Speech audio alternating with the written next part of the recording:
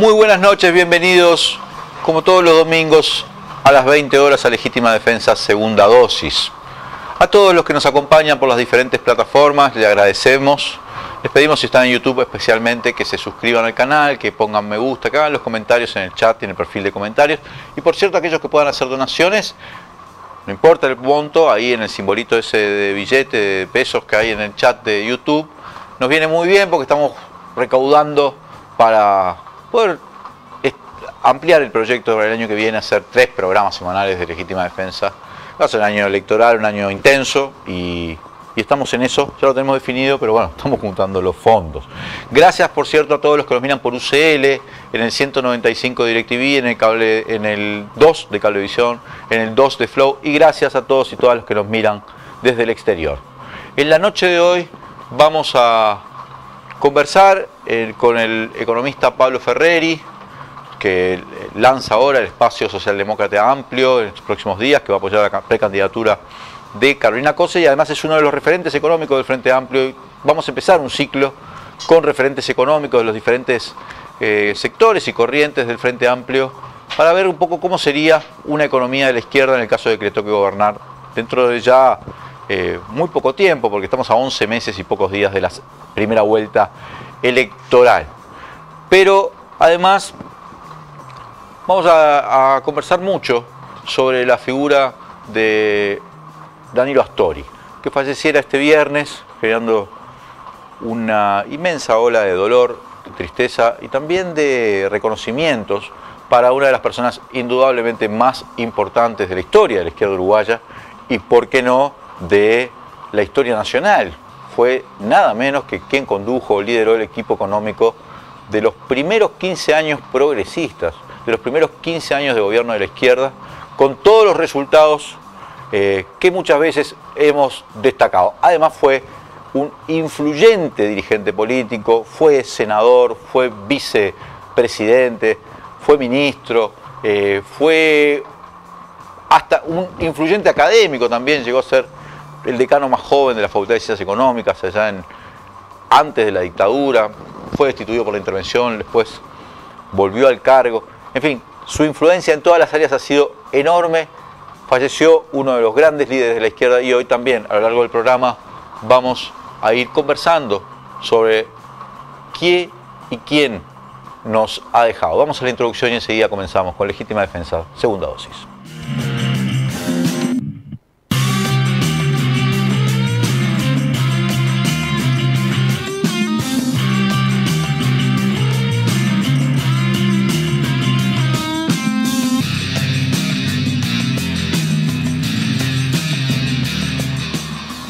Volvemos con Legítima Defensa Segunda Dosis. Estamos ya en contacto con el doctor economista Mario Vergara. En estos días que son días tristes, porque el viernes falleció el contador Danilo Astori, dirigente histórico del Frente Amplio, líder, incluso podríamos llamarlo líder de esa corriente, de ese espacio de opinión política que es el sereñismo, o que de alguna manera creo que Mario pretende... encabeza la precandidatura a la presidencia, que conjuga más o menos las sensibilidades de ese espacio, alguien con que además Mario se formó y con que trabajó muchos años de manera muy cercana, tanto a nivel académico como a nivel político. Queríamos conversar entonces contigo, está en el exterior Mario, por eso estamos saliendo por remoto. Las impresiones, no sé, ¿qué reflexión te merece ante el fallecimiento? ¿Qué pierde el Uruguay? ¿Qué pierde la izquierda? ¿Qué nos deja Danilo Astori? Bueno, efectivamente la tristísima noticia del fallecimiento de Danilo me agarra en el exterior, me agarra fuera del país, pero eso no lo hace menos doloroso, ni mucho menos, ¿verdad? Evidentemente perdemos un referente principalísimo de la izquierda uruguaya, del Frente Amplio, y perdemos un compañero de batallas, un compañero de trabajo durante muchos años, un compañero de peripecia y aventura política, del cual nos nutrimos permanentemente, aprendimos enormemente. Danilo fue, como bien decís tú, parte fundamental de los gobiernos del Frente, fue conductor de las políticas económicas en los gobiernos frente amplistas bueno, que tuvimos que lidiar con una situación muy compleja allá en los inicios, en 2005, pero que aún haciéndolo fuimos, creo, capaces, con Danilo a la cabeza, de llevar adelante todo un conjunto de transformaciones y reformas trascendentes en la vida económica, en la vida social, en la vida cultural, en la vida de las personas, porque creo que más allá de aciertos y errores, como toda administración puede tener, la labor de estos gobiernos del Frente Amplio dejaron un país mejor, un país con más bienestar, con más igualdad, con más derechos. Y ni que hablar que la impronta de Danilo, el estilo de Danilo, pero sobre todo la profundidad y el rigor de la tarea que Danilo encabezaba, bueno, fueron piezas fundamentales para esos resultados.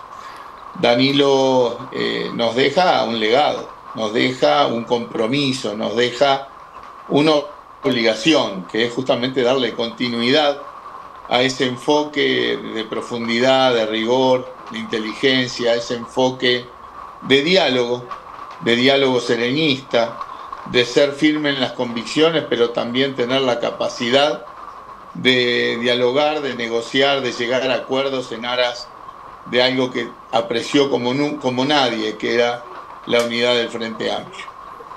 Fue un profundo frente amplista en toda la amplitud del término, pero también fue un profundo uruguayo, porque creo que en estos momentos todavía más se reconoce que Danilo le hizo mucho bien al país, que Danilo ayudó mucho al Frente Amplio a relacionarse no solo con el resto del sistema político, sino también con toda la sociedad uruguaya.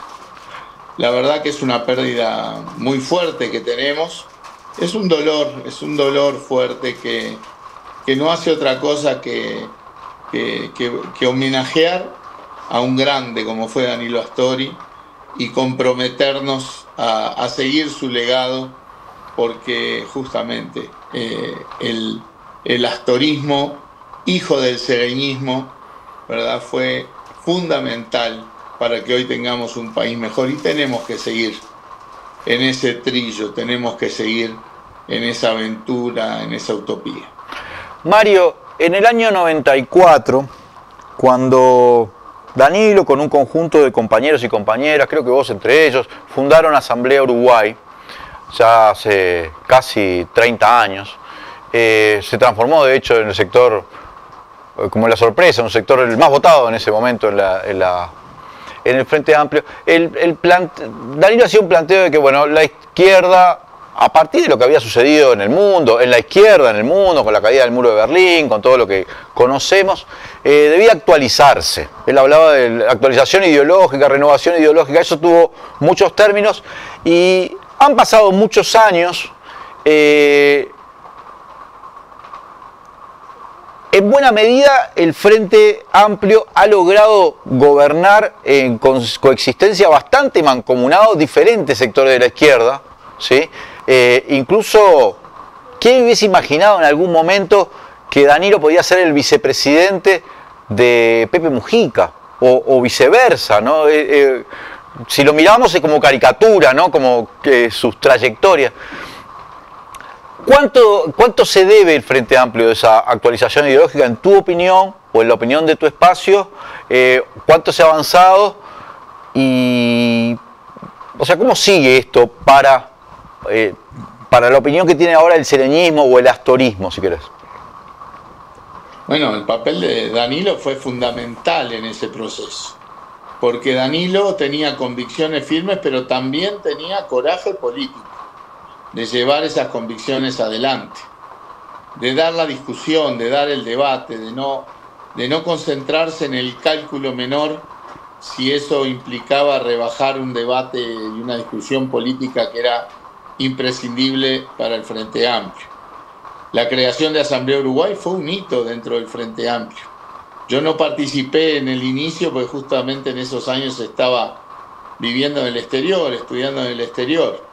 Pero evidentemente mi perfil sereñista siempre me colocó cerca de Asamblea Uruguay y cerca del astorismo, bueno, al punto tal de que cuando comienzan los gobiernos del Frente Amplio tengo el privilegio de ser convocado por Danilo para ser su subsecretario.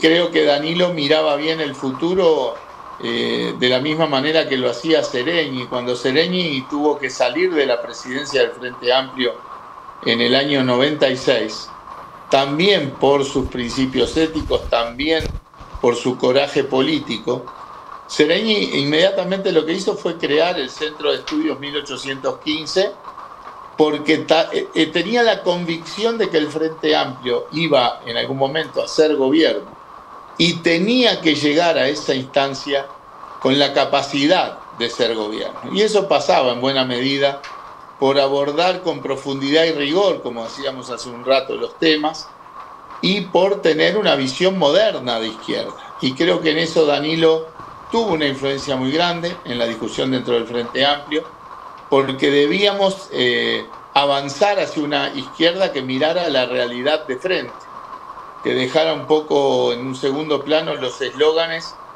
si esos eslóganes no eran consistentes con lo que teníamos que hacer para modificar la realidad, medía la radicalidad en la efectiva capacidad de cambiar la realidad. Y creo que en eso Danilo cumplió un rol conceptual absolutamente fundamental, era una de las voces principales con ese enfoque, y creo que no en vano tú hablas de que Danilo fue vice de Pepe, fue el primer ministro de Economía de Tabaré. Todo el mundo en general coincide que cuando Tabaré designa a Danilo como ministro, generó un hecho político tal que puede haber definido en ese acto la elección a favor del Frente Amplio. O que cuando Pepe define que Danilo sea su vicepresidente, también. Danilo marcaba un perfil, pero daba certezas, daba garantías, daba una visión de izquierda moderna que era lo que en buena medida parte de la sociedad reclamaba. Por eso el rol de Danilo va más allá de los cargos que tuvo, en cómo trascendía su visión hacia la sociedad y que condicionó, creo yo, favorablemente para el Frente Amplio el resultado electoral en más de una ocasión. Creo que el Frente siempre fue diversidad y unidad, pero creo que está claro que el rol de Danilo fue justamente dar sostén a una pata fundamental del Frente Amplio, así como está el espacio marxista, ¿verdad?, comunista, socialista, así como está el espacio nacional, popular del MPP, bueno, el espacio sereñista, astorista, es una pata que, como decía Seregni, cada pata del frente tiene que estar bien asentada. Y Danilo era el que le daba soporte, el que le dio soporte durante muchísimo tiempo a este enfoque, a esta pata sereñista dentro del Frente Amplio. Y vuelvo a decir, es un compromiso nuestro el dar continuidad a ese legado. Mario, el Frente Amplio, todos sabemos, o todos por lo menos nosotros sabemos que fue forjándose incluso en la mitad de la represión, porque si empezamos a ver los primeros años del Frente, casi que está cimentada incluso por el sufrimiento, por el padecimiento, por la persecución que sufrió a los primeros 15 años de su existencia prácticamente, con miles de exiliados, de presos. Atravesó esa hora negra, atravesó la derrota en sucesivas elecciones, alcanzó la victoria, atravesó la victoria, entregó el gobierno a un gobierno de signo completamente distinto, como que actualmente está en vigencia, y salvo aquel episodio en el año 89, 88, cuando se aparta un sector de Hugo Batalla, da la sensación de que es indestructible la unidad del Frente Amplio, más allá del nivel de debate que pueda haber. Nunca vi, en todos estos años, nunca vi a Danilo plantearse ni siquiera un escenario afuera del Frente Amplio, ¿no? Creo que ni le gustaba usar como ¿viste? Espacios más amplios, así en términos de nombre, ¿no? Ese aspecto me parece como sumamente destacable, porque las discusiones y las discrepancias fueron muy grandes en muchas situaciones.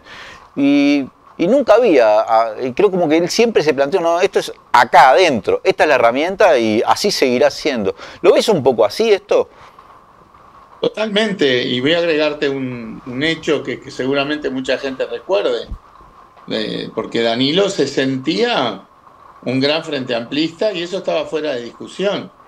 Cuando hubo un periodo en que había vínculos más lejanos entre Tabaré y Danilo, allá por el 2003, todos recordamos aquella discusión en que de alguna manera Tabaré planteó de que, bueno, o se callan o se van.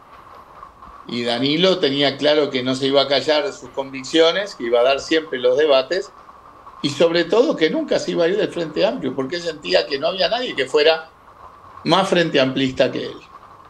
Habrá otros como él, pero no más frente amplistas que él. Siempre la unidad marcó la conducta de Danilo. Eso no le impidió dar debates que le eran incómodos a la izquierda.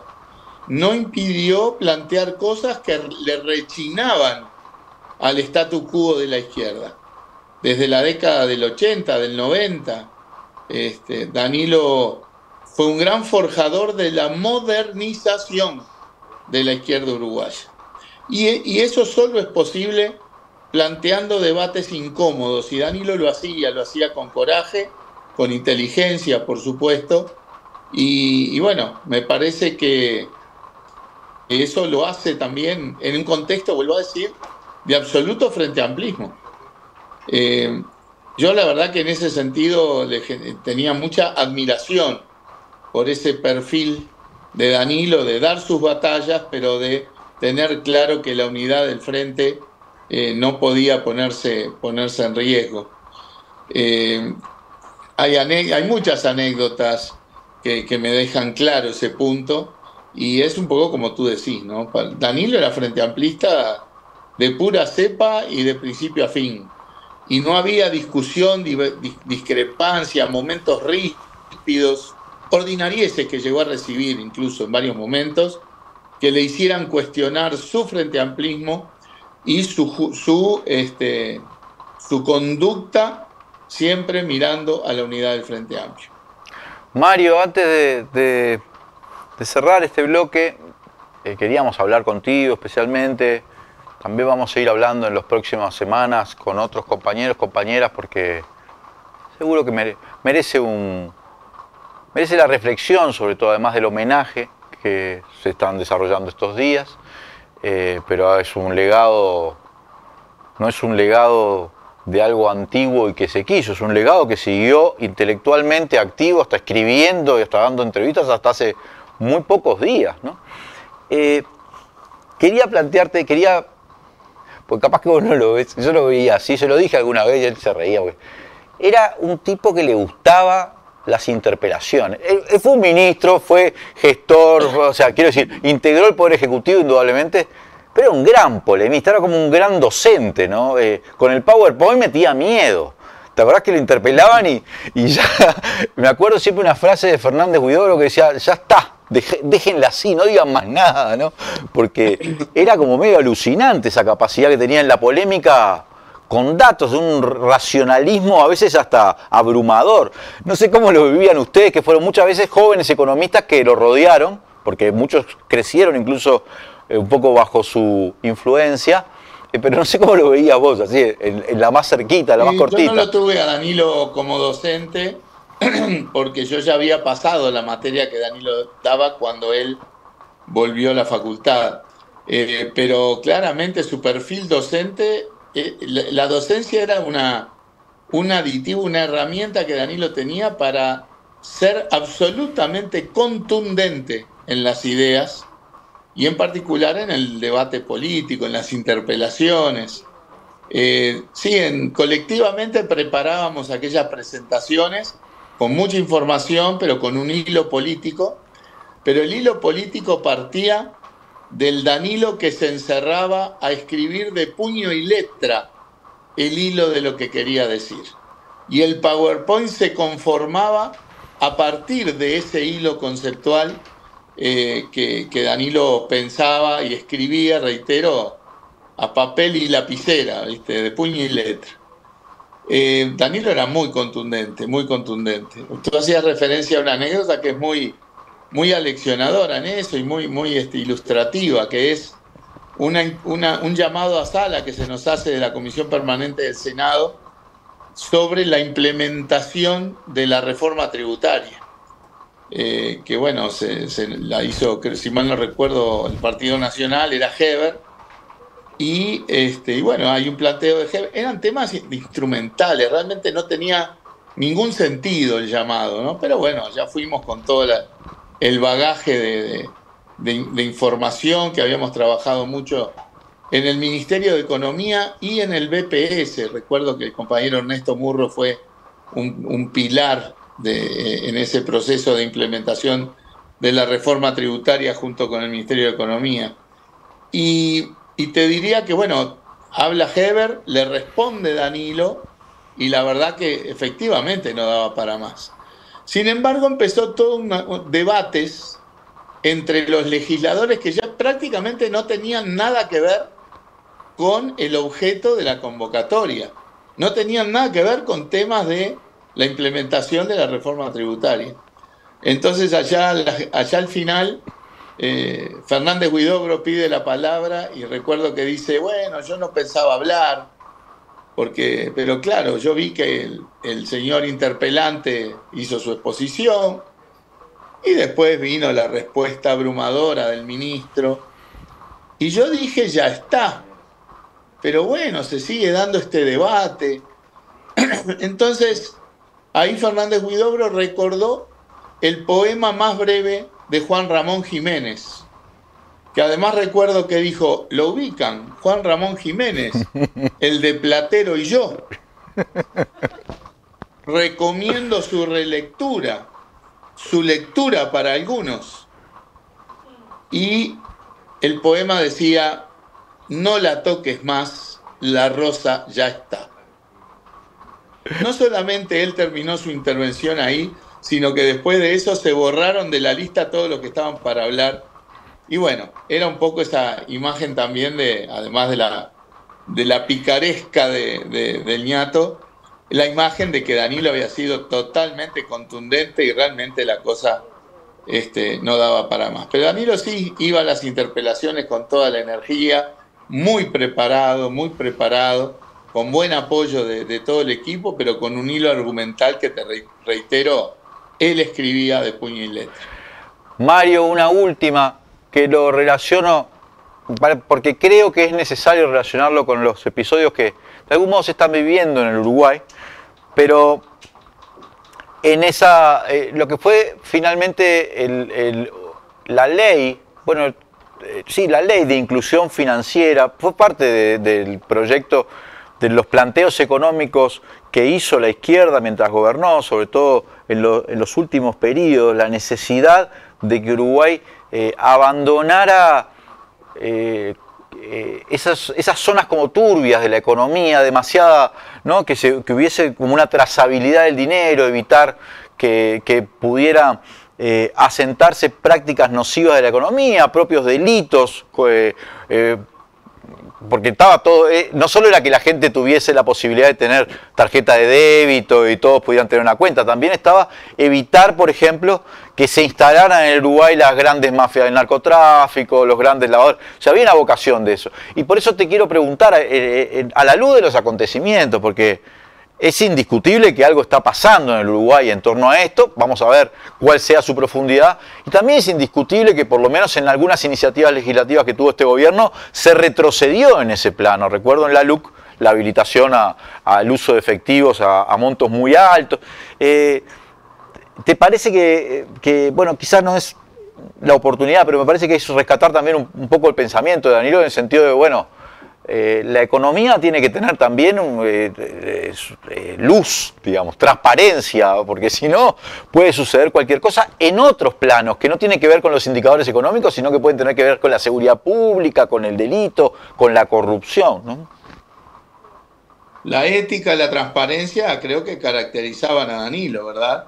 Hubo muchas peripecias políticas en donde yo creo que ante ciertas suspicacias que se hubieran podido haber generado, como se generan ahora cuando el gobierno no explica la cantidad de disparate que hace, bueno, la figura de Danilo hacía que esas suspicacias ni siquiera aparecieran, porque la sociedad uruguaya toda consideraba a Danilo una persona intachable, una persona con ética, y el impulso a la transparencia, ¿verdad?, que se dio en nuestros gobiernos, en particular lo de la Ley de Inclusión Financiera.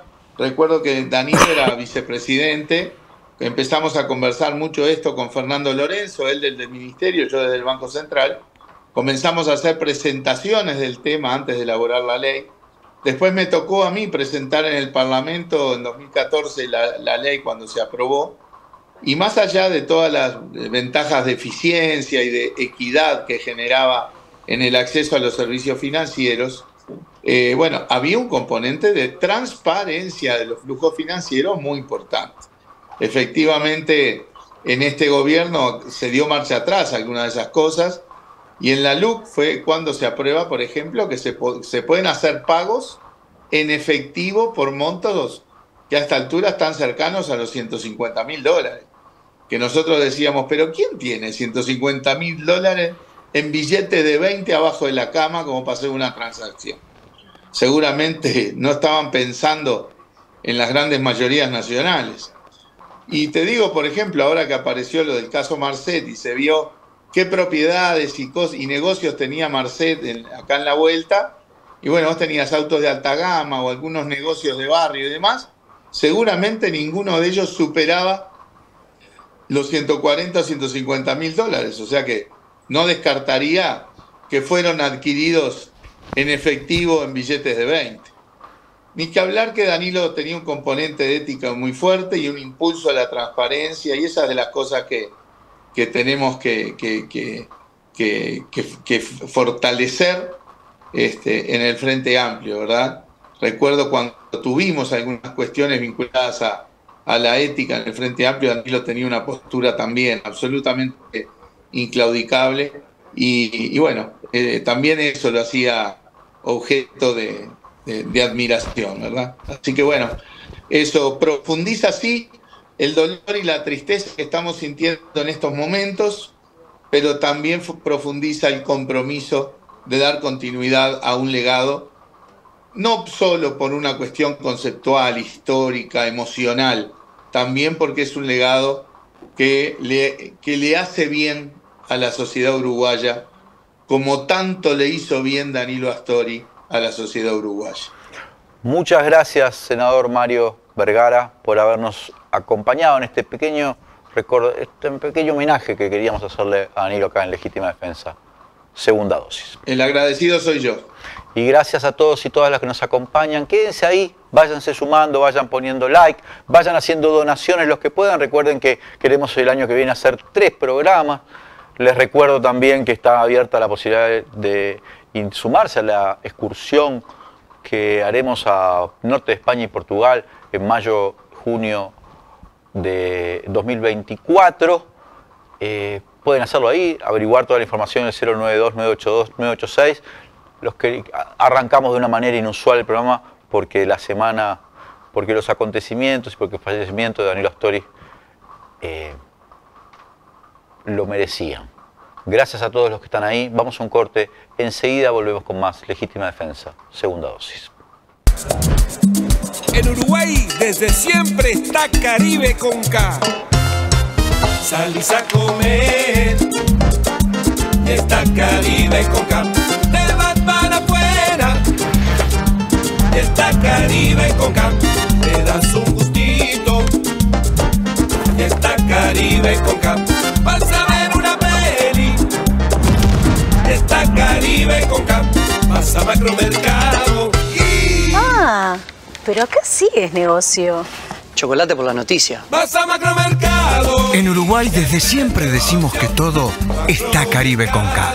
Menos en Macromercado, que siempre es negocio. Siempre es negocio. En lo que va del periodo, el recorte en la ANEP supera los 150 millones de dólares. Pueden y deben rendir más.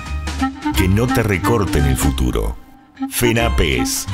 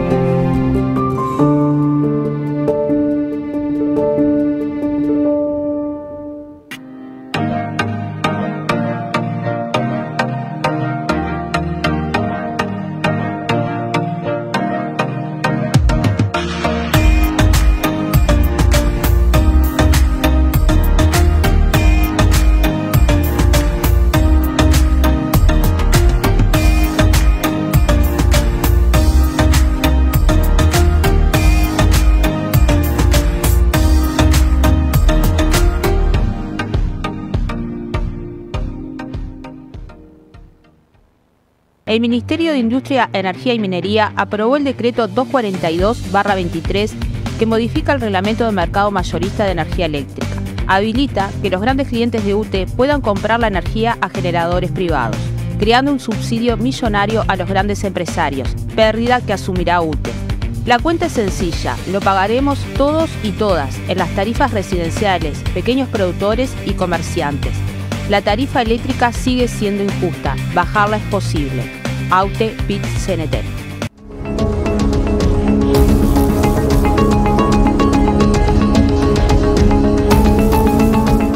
Llega Expo Innovación Ciudades Inteligentes. Vení en familia a conocer los avances tecnológicos de las empresas más importantes del país y disfrutar los shows en vivo de grandes artistas. Expo Innovación Ciudades Inteligentes. Del 10 al 17 de noviembre, Intendencia de Montevideo. Obra. Cosa perdurable que resulta de la aplicación del trabajo, del conocimiento humano, a un material o a un conjunto de ideas. Hay sueños que están en el aire y nuestro trabajo es bajarlos a tierra, transformarlos en realidad. Por eso cada vez que ves este símbolo, estás viendo obra. Obra es todo lo que hacemos y seguiremos haciendo para mejorar el lugar donde vivimos. Obra es avance, infraestructura y futuro. Obra es esfuerzo, trabajo y resultado, que a su vez es obra del compromiso que tenemos con Canelones. Porque para vos es importante cómo una obra te cambia la vida todos los días. Obra Canelones. Obras para nuestra gente. Soy Florencia Leimonier, trabajadora de Antel. Hoy los hogares uruguayos estamos conectados a Internet a través de Antel, nuestra empresa pública reconocida a nivel internacional por su calidad, por sus precios y por su cobertura. ¿Por qué entonces se quiere transferir este negocio a los privados? ¿A quién beneficia? Desde Sutel te invitamos a defender nuestra empresa pública, patrimonio de todas y de todos.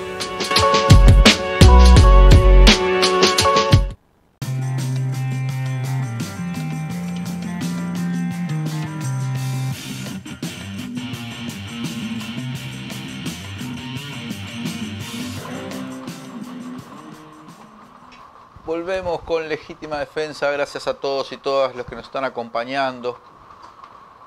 Hoy con mi querida compañera de esta casa, la economista María Noel Sanguinetti, vamos a iniciar un ciclo que vamos a continuar en Legítima Defensa Segunda Dosis, con los referentes económicos, o lo que uno puede decir que son los referentes, da la sensación que por lo menos que son los referentes económicos de las diferentes precandidaturas que está teniendo en este momento la izquierda. Y hoy tenemos el gusto de recibir a Pablo Ferreri, que además está por lanzar en estos días el espacio socialdemócrata ¿Cómo era el nombre? Perdóname porque... Espacio Socialdemócrata. El Espacio Socialdemócrata, que es como una ampliación del nuevo espacio, ¿verdad? Lo que vendría a ser de la 99.000, ¿o no? No, bueno, justamente tiene un espíritu de ser un espacio de claro corte de socialdemócrata amplio. Le pusimos amplio también en el nombre para que tenga esa sensación de mucha amplitud.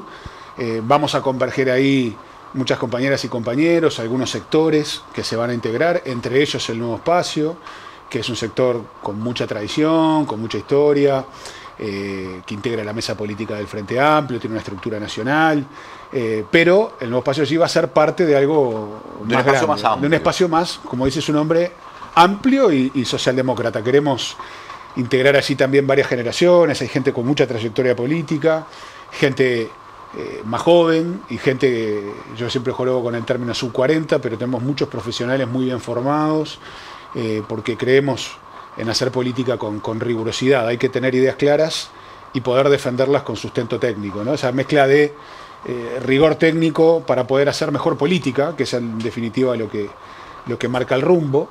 Entonces estamos muy contentos, estamos sumando mucha gente con mucho entusiasmo y bueno, queremos aportar con nuestras ideas a la construcción de este Frente Amplio ya de cara a un ciclo electoral que se avecina, ¿no? Y donde el Uruguay se juega mucho. Pablo, tampoco podemos, porque si no la gente puede no interpretar cómo funciona. Mi mente a veces es un poco exótica, pero este espacio que apoya a la candidatura, a la precandidatura de Carolina Cose. Ahora vamos a hablar un poco. Tengo un problema con el orden con que quiero llevar adelante la conversación, porque en realidad, si bien cuando invitamos a Pablo lo invitamos en el marco de que estaba el lanzamiento de este espacio, y además de que es una de las figuras económicas de más cercanía, de hecho, a la actual intendenta y precandidata Carolina Cose, su asesor incluso en términos económicos, el viernes sucedió el fallecimiento de Danilo Astori,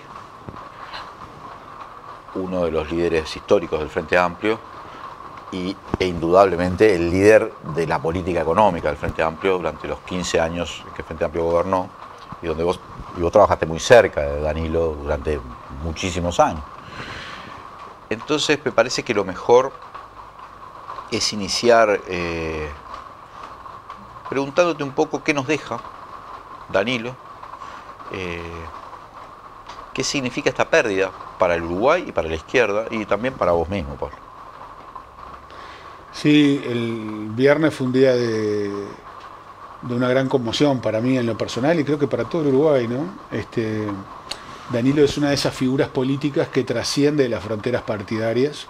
Eso ocurre excepcionalmente con líderes políticos de todos los partidos, pero son casos excepcionales, ¿no? Que trascienden sus barreras y son parte del acervo cultural de un país. Y Danilo era eso, es eso, su impronta, su legado es eso, algo que trasciende fronteras partidarias. Danilo fue un gran académico, un gran economista, pero fue sobre todo un gran político. Y por sobre todas esas cosas, y acá también hablo desde lo personal, Danilo fue una gran persona, fue un ser humano excepcional.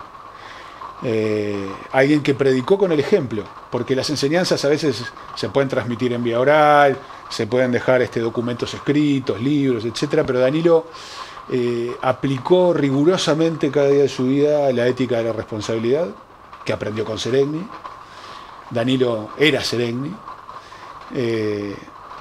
Aplicó esa ética de la responsabilidad, como te decía, antepuso siempre los intereses del país, lo que él entendía mejor para el Uruguay, por sobre los intereses partidarios o sobre los intereses personales. Vaya si pagó costos políticos personales por tener la valentía de decir lo que pensaba, porque estaba convencido que era lo mejor para el Uruguay, era el acierto o no el error, pero él estaba convencido y pagó costos políticos por eso. Y yo creo que eso es hacer política con mayúsculas. Entonces, para todos quienes tuvimos la oportunidad, el privilegio de trabajar con él, probablemente esa sea la enseñanza más importante, ¿no? Mirar siempre anteponiendo los intereses del Uruguay sobre los intereses personales partidarios, sectoriales. Cuando uno ve cosas que ocurren hoy en el gobierno, claramente ve qué es lo que pasa cuando no se antepone el bien del país y se anteponen los intereses personales, sectoriales, el quedar bien, el generar relatos.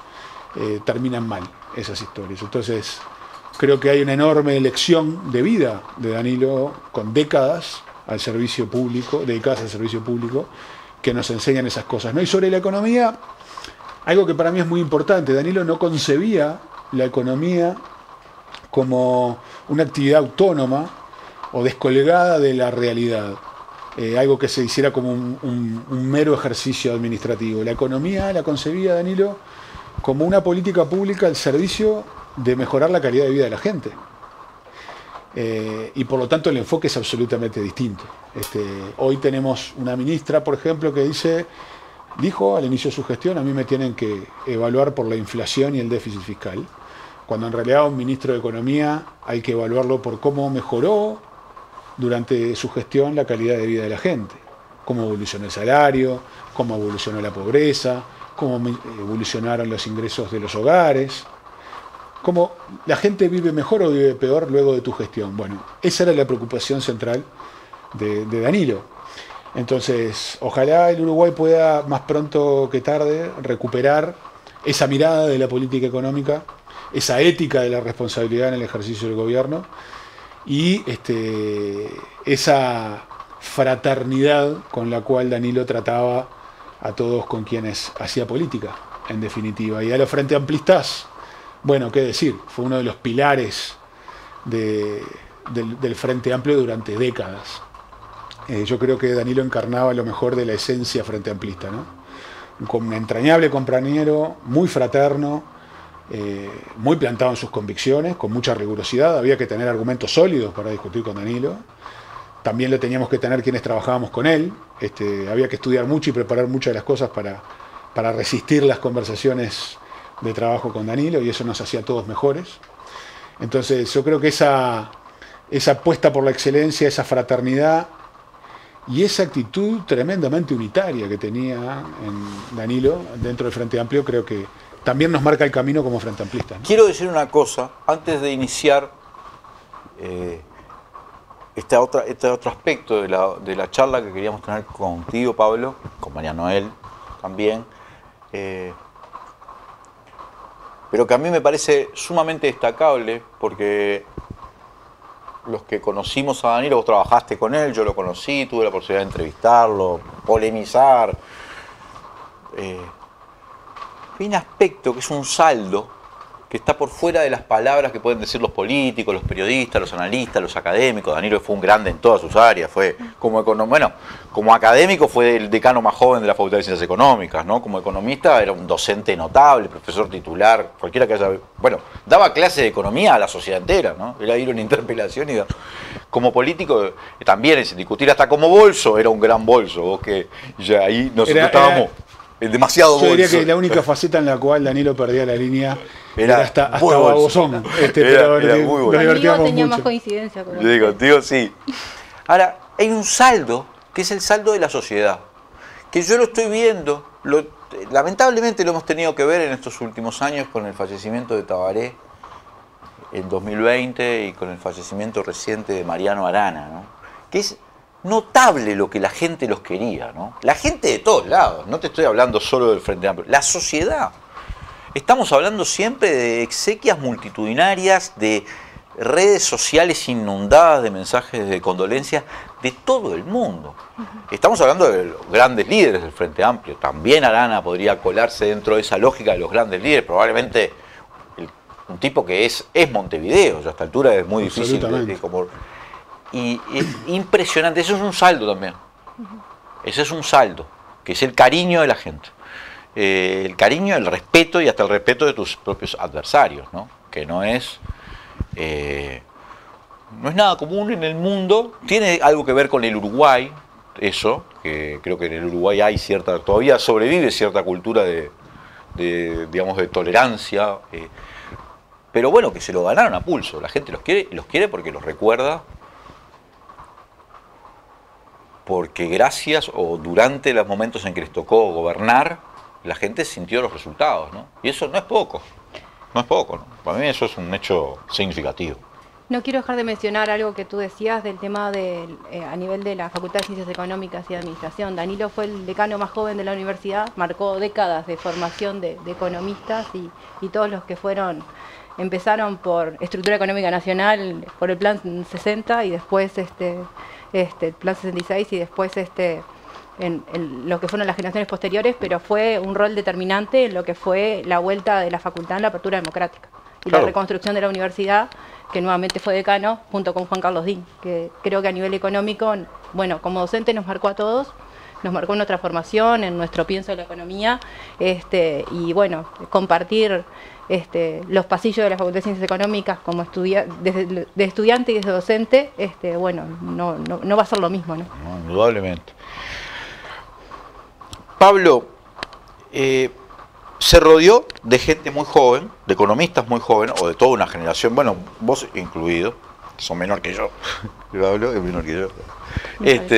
Yo soy joven, pero Pablo es más joven, parece que no. Pero eso porque se viste. Me parece que no. Sí, porque se viste, siempre está trajeteado. Es que me parece que no, Sí. Yo tengo 44, ¿vos cuánto tenés? Ah, no, yo tengo 48. Ah, me ganó, yo pensé que era... A mí no me pregunté. Era más... Pablo, pensé que era más joven. Por ahora soy la más joven yo. Bueno, y que son los que van a tener que continuar, de algún modo, en el caso de que el Frente Amplio le toque la oportunidad de gobernar, faltan menos de 12 meses para las elecciones, son los que van a tener que agarrar la posta, ¿no? Están distribuidos por todos los sectores de la izquierda, por todas las precandidaturas están distribuidos gente que de alguna manera se formó bajo la influencia de Danilo Stori. Y me permite eso dar un tapié a esto que me parece importante en este ciclo que queremos hacer, ¿no? Con los economistas del Frente Amplio, de bueno, ¿cómo ven al Uruguay que se viene, ¿no? ¿Cuáles son los cambios que hay que introducir? Porque en estos años, más allá de que el gobierno no se ha caracterizado por ser un gobierno que haya hecho reformas, como las menciona, pero salvo la reforma jubilatoria y bueno, las cosas que incluyó en la ley de urgente consideración, no es que... Pero de todas maneras la economía cambió mucho, por lo menos la economía de la gente, ¿no? Mucha gente cayó en la pobreza, sobre todo durante la pandemia, pero hubo una caída de salario real muy sostenida durante estos años, ahora se está recuperando, pero se perdió un montón. Hay dificultades en la economía que bueno, que hace un tiempo parecían como algo que ya estaban como resueltas, pero volvieron. Estamos hablando de un atraso cambiario, dicen por ejemplo dicen los sectores económicos que más les afecta, que es muy grande. Los números de las exportaciones, bueno, han caído. Bueno, María Noel sabe todo esto porque ella es especialista, pero me imagino que agarrar la economía ahora es un desafío, ¿no? Y me interesa saber cuáles son las líneas o qué mirada tenés de para dónde hay que ir, ¿no? En esta situación. Nos pareció interesante, aparte, si me permitís, pienso ahora, un poco unas semanas, porque ya falta tampoco para el inicio de la campaña electoral, de ponernos un poquito de reflexión en el Uruguay que estamos y los desafíos hacia el futuro. Y decir, bueno, el gobierno que toma la posta y qué posta se va a tomar, capaz que pensando desde dos ópticas, si te parece, Leandro, desde una lógica de la economía que va a tomar el próximo gobierno, los desafíos tanto en contexto internacional como lo que deja este gobierno, y después de una lógica más frente amplista, ¿no? Sí, primero, voy a empezar por el final de tu pregunta. Voy a desarrollar luego que la situación económica que va a heredar el próximo gobierno no es fácil, pero yo tengo mucho entusiasmo porque parto de una firme convicción de que el Frente Amplio tiene disperdigado, diseminado en los distintos sectores que lo componen, mucha gente que maneja con expertise, que ha tenido experiencia de gobierno y que por lo tanto puede llevar adelante una gestión económica al servicio de la gente, volviendo a lo que hablábamos de Danilo, muy potente. Hay muchos cuadros de enorme valor técnico y político en el Frente Amplio que dominan la materia, y sea quien sea, a quien le toque asumir esa responsabilidad, yo realmente estoy muy confiado en lo que va a hacer el Frente Amplio si le toca la oportunidad de volver a gobernar, sea quien sea el candidato. Yo, por ejemplo, en el caso de Carolina, no es que yo sea su referente, por suerte tiene mucha gente que maneja el tema y que puede generar importantes aportes. Yo soy alguien, uno más. Vos sos el asesor económico en la Intendencia. Yo estoy en el área de inversiones en la Intendencia, pero la campaña será otra cosa, y allí hay mucha gente que puede aportar. Yo, por supuesto, voy a poner lo poco que puedo saber al servicio de pensar el Uruguay para su candidatura. Creo además que Carolina tiene las cualidades personales para liderar el salto de calidad que tiene que dar el Uruguay en un próximo periodo de gobierno. Además de la oportunidad histórica que podemos tener de volar los techos de cristal en el Uruguay, un país de avanzada como Uruguay, que fue de avanzada durante tanto tiempo, que no haya tenido todavía una presidenta mujer, es algo que está claramente en el debe y que deberíamos superar. Dicho esto, volviendo a los aspectos económicos, la economía que va a heredar el próximo gobierno realmente no va a ser una situación sencilla. Y quisiera comentar básicamente 2 o 3 aspectos. El primero tiene que ver con un país que no crece. Uruguay en el 2025 va a ser una economía que va a haber estado estancada aproximadamente por una década. Cuando un país no crece un año, o no crece 2, y después crece y después vuelve a no crecer, bueno, son cosas más coyunturales, pero cuando tomás una década y ves que el promedio de esa década es de un crecimiento en el entorno del 1% anual, bueno, es una economía claramente estancada. Ya en el segundo periodo de Tabaré la economía creció poco, y en este periodo también creció poco. Entonces uno empieza a ver que la posibilidad de crecer a las tasas que precisa crecer el Uruguay para ser un país que avance en la senda del desarrollo nos queda muy lejos. Uruguay es un país que tendría que crecer durante más de 10 años a más del 3% anual para poder generar y sostener el estado de bienestar que los uruguayos queremos y que nos merecemos. Creciendo al 1% no es posible. Entonces, primer punto, una economía que no crece. Yo pensé, más allá de que luego estaría de acuerdo o no con distintas medidas que llevara adelante este gobierno, pero pensé que iba a haber una agenda pro crecimiento que atrajera inversiones productivas, bastante más ambiciosa. Y realmente hemos visto que este gobierno ha hecho poco en materia económica en lo que tiene que ver con generar condiciones de mayor crecimiento en el largo plazo. Ese es el primer punto. El segundo punto es, tenemos que atender un montón de necesidades sociales, de vuelta, la economía al servicio de las políticas sociales y la calidad de vida de la gente. La ministra de Economía dijo al principio, como decíamos anteriormente, al principio del periodo de gobierno, que había que juzgarla en su gestión por el déficit fiscal y la inflación.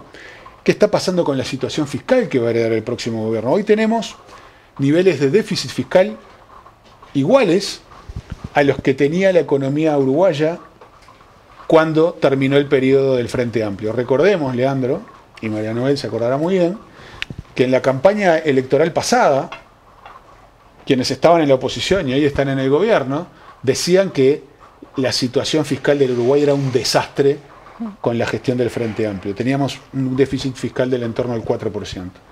Hoy el déficit fiscal es exactamente el mismo, pero con algo que agrava la situación. Y es que la deuda pública del Uruguay aumentó 10 puntos del PBI. Es decir, tenemos el mismo déficit fiscal y una deuda pública 10 puntos más alta. Pero entonces, el margen fiscal... ¿Tiene algo que ver, ese aumento de la deuda, tiene algo que ver con las medidas excepcionales vinculadas con la pandemia, la compra de... Tiene que ver, en parte tiene que ver con eso, pero luego, ante una situación fiscal compleja, este gobierno decide hacer una suerte de populismo fiscal, bajando impuestos, además de manera regresiva, porque le quita el IAS a los pasivos de más altos ingresos, toma otras medidas de dispendio en un momento que tenía una situación fiscal compleja. Entonces, sumo a el estancamiento en cuanto al crecimiento, sumo el estrechísimo margen fiscal que va a dejar este gobierno, reitero, con el mismo déficit fiscal que antes, con una deuda 10 puntos mayor y además con un montón de otras obligaciones que no se computan fiscalmente por la manera de registrarlo, que tiene que ver con las obras que se hacen, por ejemplo, a través de fideicomisos, a través de la CBU, etcétera, que han tenido un crecimiento muy fuerte en este periodo y que, por lo tanto, a pesar de que no están registradas fiscalmente, va a haber que pagar y afrontar en el periodo que viene. Entonces, todo esto genera una situación compleja a la cual debemos sumar los indicadores sociales. Como tú decías, vamos con salarios que con suerte estarán en los niveles de ingresos en términos reales similares a los que terminó el gobierno pasado, o sea que va a haber una década un quinquenio perdido en materia de evolución de los salarios. Eso va de la mano de mayores niveles de pobreza, pero sobre todo, y esto hay que reconocerlo, no es solo un problema de este gobierno, sino que también tiene carácter estructural, con algo que yo creo que debería ser una de las principales prioridades del Uruguay en un próximo periodo de gobierno, que tiene que ver con los escandalosos niveles de pobreza infantil que tiene nuestro país. O sea, Uruguay no puede pretender ser un país desarrollado teniendo niveles del 15, 16, 17% de pobreza infantil. O sea, no podemos hablar de un país desarrollado o que quiere ir hacia el desarrollo con esos niveles de pobreza infantil, con más de 200.000 uruguayos viviendo en asentamientos, con los bajísimos y alarmantes niveles de egreso de la educación secundaria. Entonces, tenemos una situación compleja que hay que atender, como te decía, con mucha creatividad, con mucho rigor técnico y con mucho entusiasmo. Va a haber que trabajar mucho. Un gobierno que tuvo como buque insignia el tema del déficit fiscal y poner una regla fiscal como una de las herramientas claves de la transparencia, ¿no? Termina siendo uno de los problemas ahora más grandes y sobre todo por esa postergación de la deuda hacia el futuro. Sí, que uno puede decir, bueno, una institucionalidad para proteger de la discrecionalidad en materia fiscal como una regla fiscal puede ser algo deseable.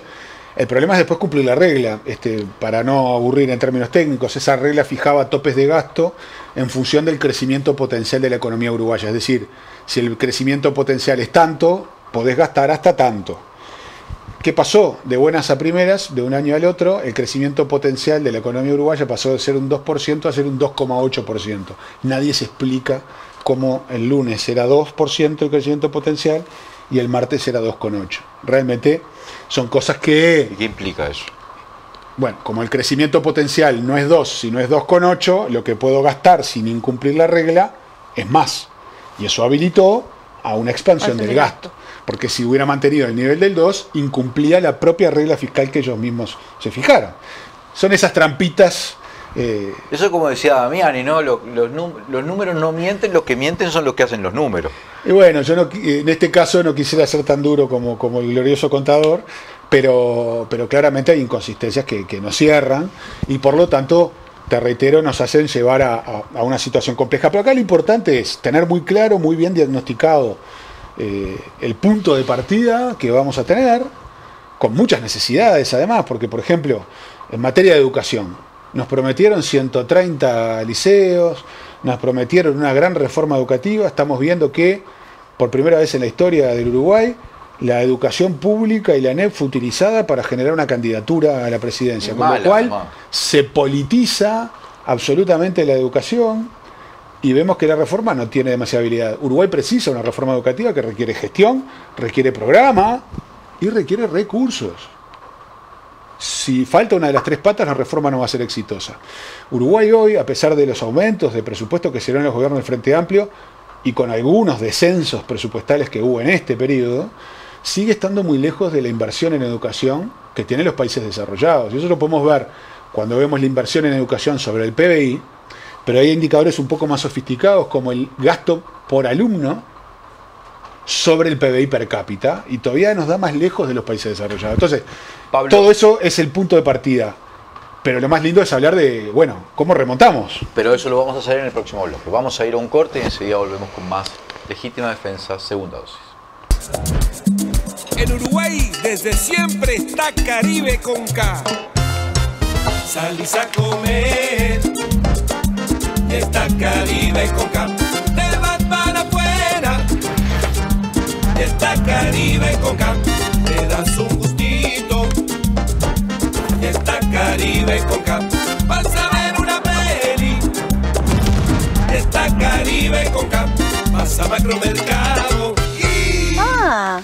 pero acá sí es negocio.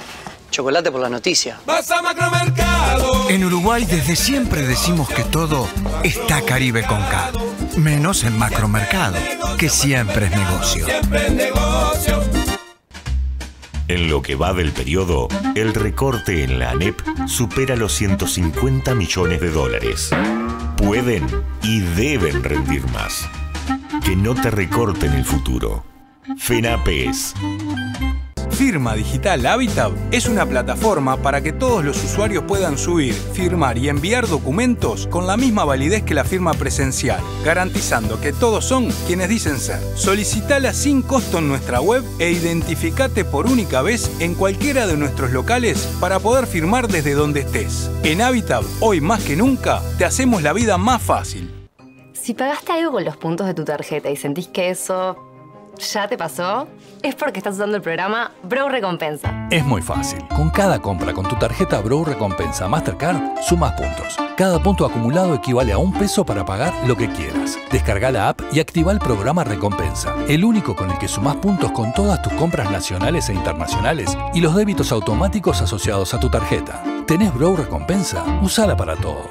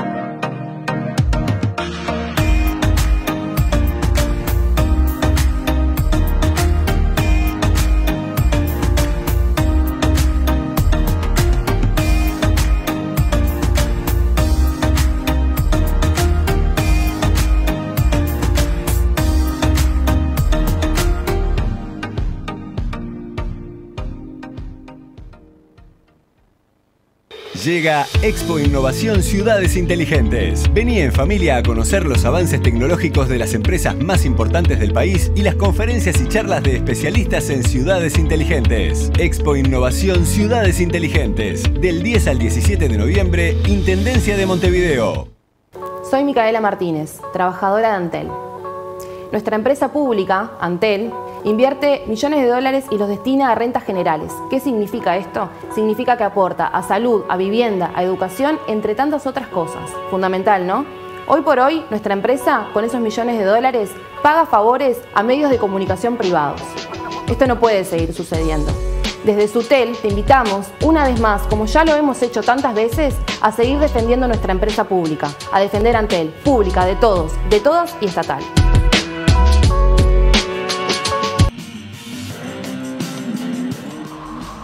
Volvemos con Legítima Defensa, segunda dosis. Gracias a todos y todas los que nos acompañan. Bueno, terminamos el anterior bloque diciendo, bueno, vamos a hacer la mirada hacia el futuro. Yo te doy a María Noel, tengo placer además de hacerlo porque ella es la que me asesora a mí, me dice todo. Ella y Rodrigo Alonso, ¿no? Dos grandes valores. Sí, grandes valores. Discutimos bastante. Y son cuadros.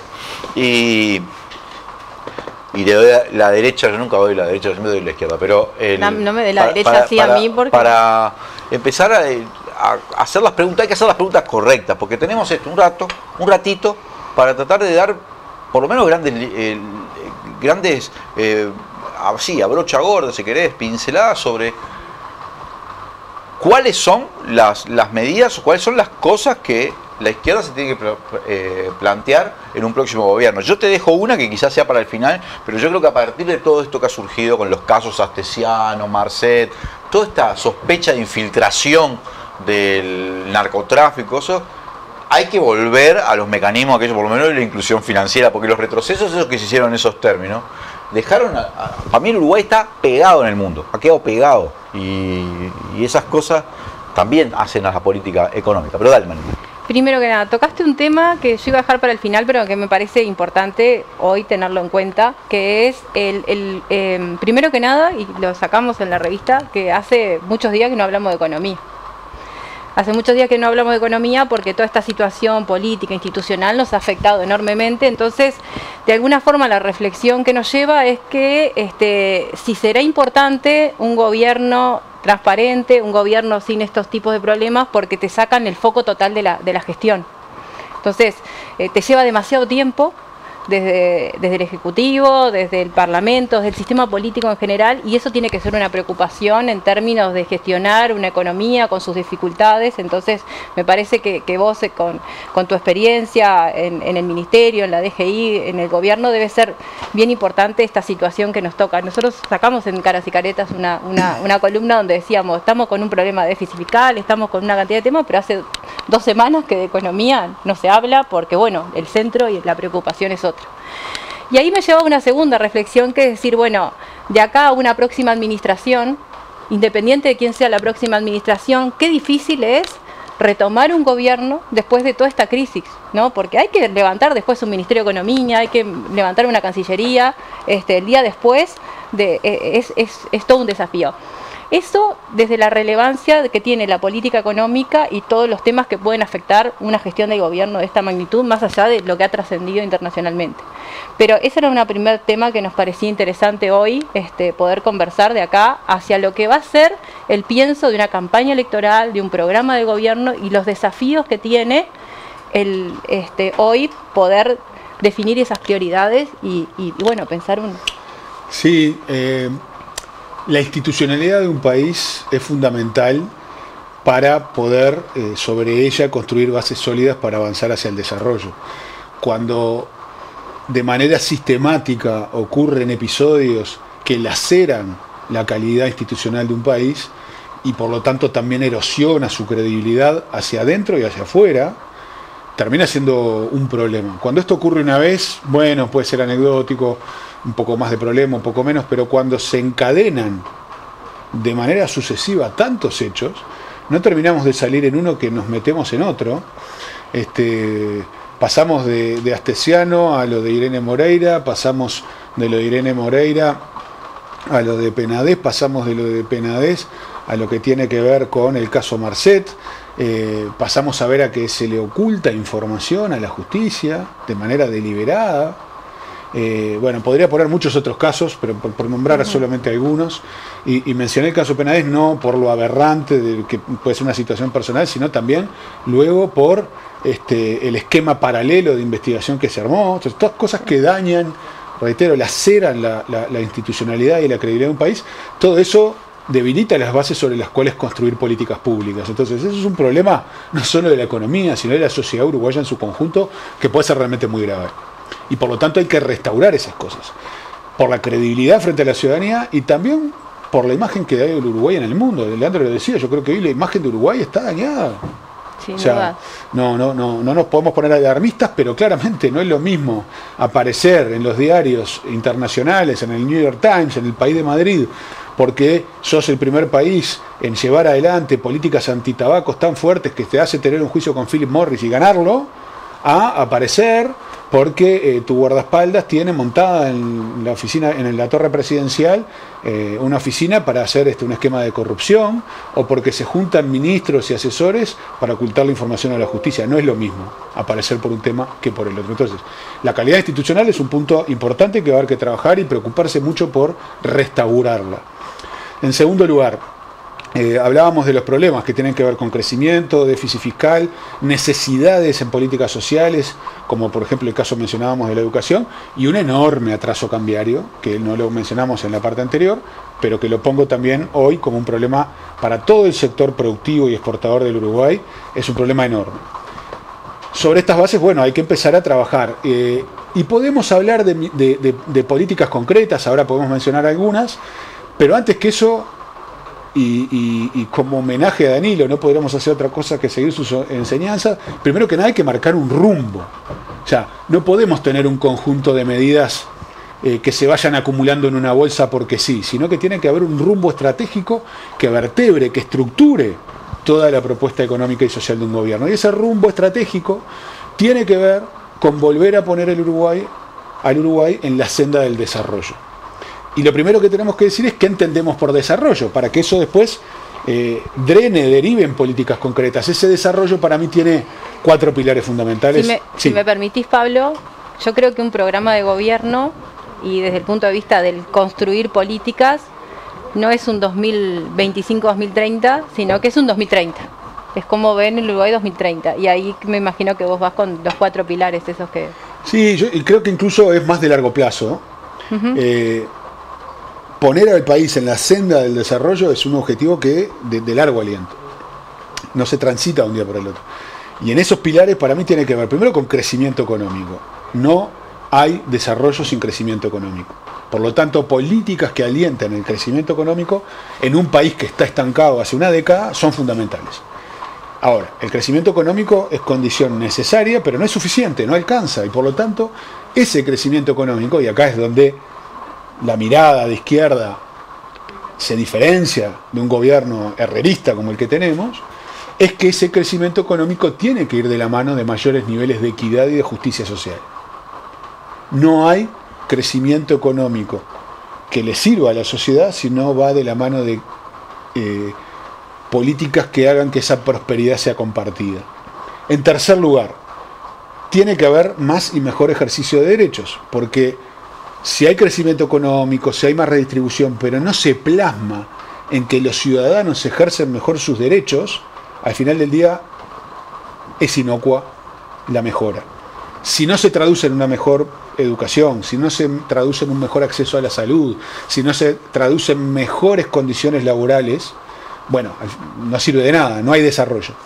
Y el cuarto punto, el cuarto pilar, que cada vez tiene más fuerza, más relevancia, es la sostenibilidad medioambiental. Ya no cualquier tipo de crecimiento con redistribución alcanza o nos sirve, sino que tiene que ser sustentable medioambientalmente. Entonces, crecimiento económico, equidad y redistribución con justicia social, más y mejor ejercicio de derechos y sostenibilidad medioambiental, desde mi humilde opinión, hacen a una definición de desarrollo. Entonces, para crecer, tenemos que ser un país que atraiga inversiones. No alcanza con el ahorro nacional para generar inversión doméstica, si bien es muy necesaria, sino que Uruguay tiene, por sus dimensiones, que captar inversiones extranjeras, pero no cualquier tipo de inversión, sino inversiones que vengan a tener un foco en lo productivo, en generar empleo de calidad, con valor agregado.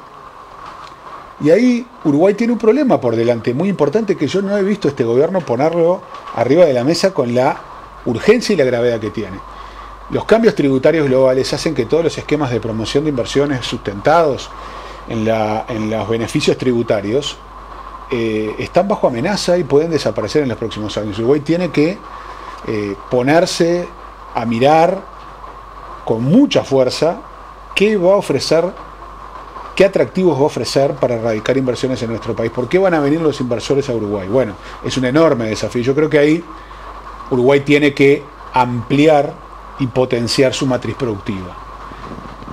Y ahí no es cualquier sector. Uruguay tiene que focalizar y elegir sectores que son más dinámicos en la economía uruguaya, en los cuales Uruguay es más competitivo, y apostar a ellos con mucha fuerza. Me refiero, bueno, tú conoces muy bien, mucho más que yo, la cadena agroindustrial del Uruguay es un sector clave para el país, pero también lo son los servicios, como los servicios compartidos, todo lo que tiene que ver con la economía digital o la digitalización de la economía en su conjunto. Estamos hablando de las TICs, de, por ejemplo, el sector audiovisual que ha explotado en Uruguay, que genera miles de puestos de trabajo. Estamos hablando también de los sectores con más cuestiones vinculadas a la innovación, como puede ser el sector bioforestal, pero más allá de la pulpa de celulosa. Estamos hablando del turismo, que para Uruguay también es un sector central. Yo diría que esos sectores requieren un énfasis muy fuerte en pensar políticas para apuntalarlos y captar inversiones en estos. Todo lo que tiene que ver con la energía va a ser también un driver, creo yo, de captación de inversiones, vinculado por ejemplo al hidrógeno verde, a tecnologías limpias, pero ahí también, de vuelta, tienen que ocurrir de la mano con la sostenibilidad medioambiental. Entonces hay un desafío enorme de captar inversiones, de que generen trabajo, de que generen empleo para los uruguayos, pero que ocurran de una manera armónica con el medio ambiente. Después Uruguay tiene que dar un salto, un nuevo salto, en materia de equidad y justicia social. En el primer gobierno de Tabaré, sobre todo con Danilo a la cabeza del Ministerio de Economía, se tomaron una serie de medidas que fueron reformas estructurales que apuntalaron las mejoras de la equidad y la baja de la desigualdad. Ahora esas medidas rindieron mucho, pero luego se estabilizó la desigualdad en Uruguay y por lo tanto, si queremos volver a bajar la desigualdad, tenemos que hacer cosas nuevas. Y por lo tanto yo creo que ahí todos los esquemas de ayudas sociales tienen que ser repensados, tienen que ser en algunos casos focalizados, tienen que ser más eficientes y desde mi humilde punto de vista tiene que haber un enorme foco en lo que tiene que ver con reducir la pobreza infantil en el Uruguay. Reducir la pobreza infantil significa ocuparse de los niños, pero es más amplio que eso, es los hogares en los que viven los niños que están debajo de la línea de la pobreza. Y eso implica la vivienda, implica el empleo de sus padres, implica el acceso a la salud que tienen. Entonces hay una serie de políticas públicas vinculadas a servicios que tienen que ser de calidad para que aquellos que menos tienen también puedan acceder a ellos. Pablo, implica también un sistema de cuidados potente, ¿no? Porque absolutamente. Eso fue el intento en el tercer gobierno del Frente Amplio de instalar como una política que yo creo que se pensó como una política como de Estado, ¿no? Y se avanzó. Pero después se desmanteló, o sea, se desmanteló no sé, pero hoy nada que ver, porque te lo dice la gente que tenía cuidadoras, cosas que ayudaba a las familias, porque menores con discapacidad, ancianos, todo eso lo que permite un sistema de cuidados, permite incluso que la propia gente pueda ir a trabajar en algunos casos, ¿no? Porque es tremendo este asunto.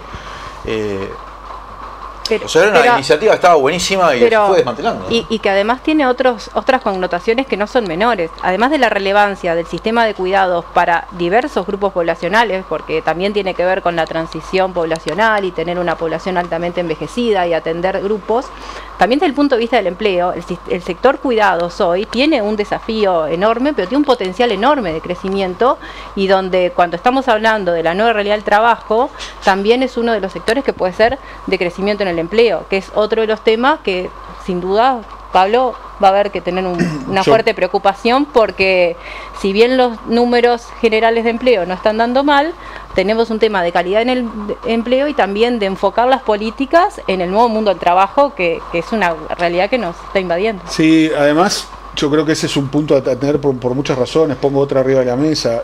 Vamos a pasos agigantados a una sustitución de puestos de trabajo enorme por tecnología, por inteligencia artificial y demás. El sector de cuidados va a seguir requiriendo mano de obra humana, por decirlo de alguna manera, trabajadores y trabajadoras que lleven adelante esas tareas. Y por otro lado, eso también libera muchas fuerzas productivas. Hoy tenemos, la pobreza en Uruguay tiene cara de joven y de mujer. ¿Cuántas mujeres jóvenes, si pudieran acceder a un sistema de cuidados que las ampare, podrían verse liberadas como para poder ir al mercado de trabajo y acceder a empleo? Entonces yo creo que esa es una política pública sobre la que hay que poner un énfasis importante. Yo creo que eso, junto con la capacitación y la educación, puede generar un combo realmente muy, muy positivo para el Uruguay. Pablo, ya no tenemos más tiempo, pero te quiero hacer una pregunta, clave regional, pero que me parece que a todo el mundo le importa, ¿no? Porque la próxima semana, el próximo domingo, van a ser las elecciones en Argentina. Y la discusión está desplazada a puntos donde es medio como sorprendente por este fenómeno de Javier Milei, que los números no le están dando tan bien, pero que es competitivo, incluso podría llegar a ganar. Y que hace un planteo que, en términos de economía, ¿no? Es, no sé, el esquema ultralibertarian ese que es, ¿no? Hayek, Mises, Van Mises, todos esos teóricos que uno pensaba que ya estaban como desechados hasta para la derecha, de destrucción completa del Estado. Pero es un escenario que si gana se le plantea también al Uruguay. Acá todo lo que pasa en Argentina repercute de algún modo, ¿no? Sí, dos cosas. Primero, el mundo en su conjunto viene de atravesar una crisis sanitaria y social gigantesca como la pandemia, donde quedó más que clara la importancia de lo público. Millones de personas en el mundo entero pudieron atravesar la pandemia porque había Estado. Si no hubiera habido Estado, mucha más gente de la que lamentablemente falleció hubiera muerto, hubiera visto más empeoradas sus condiciones de vida. Por lo tanto, no hay más perro que chocolate, ¿no? O sea, es clarísima la importancia del Estado en una sociedad. Segundo, para mí sería un enorme dilema ser argentino, porque uno mira realmente la política argentina y es una cosa muy complicada, pero más allá de lo económico hay valores humanos que están por encima de todo. Yo cuando veo a un candidato con serias aspiraciones presidenciales abogar por mercados de venta de órganos, la verdad, Leandro, después si habla de von Hayek, me importa poco. Para mí, ese tipo de comentarios lo inhabilita para ejercer hasta la portería de un organismo público. Che, ha habido teórico economista para cualquier cosa, porque sí. Se lo cita, Sí.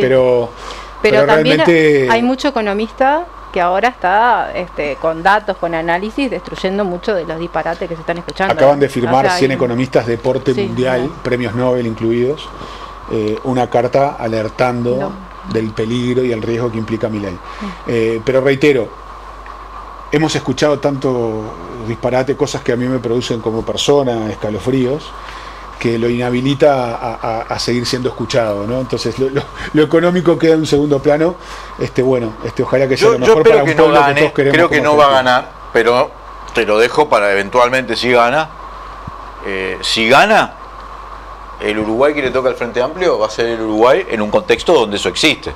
Y nada menos que en Argentina. Con uno de sus principales socios comerciales y culturales que tenemos, ¿no? Entonces, bueno. Pero en tu explicación creo que diste un concepto bien importante del énfasis en lo socialdemócrata, ¿no? Que estabas explicando recién. Sí, para mí una mirada de izquierda, pero moderna, donde esté claro el rol de lo público, pero que también ese rol tiene que tender a la excelencia. Tenemos que tener estados que le lleguen a la gente, pero que sean eficientes, que incorporen los saltos cuánticos en materia tecnológica, de eficiencia, de gestión que han ocurrido en las últimas décadas. Es importante. No vivimos en el mundo de hace 50, 60 años, vivimos en pleno siglo XXI y por lo tanto tener una mirada ayornada de las cosas para mí es central, y por lo tanto, por lo menos en lo personal y con quienes estamos trabajando para armar este sector del Frente Amplio, este espacio socialdemócrata,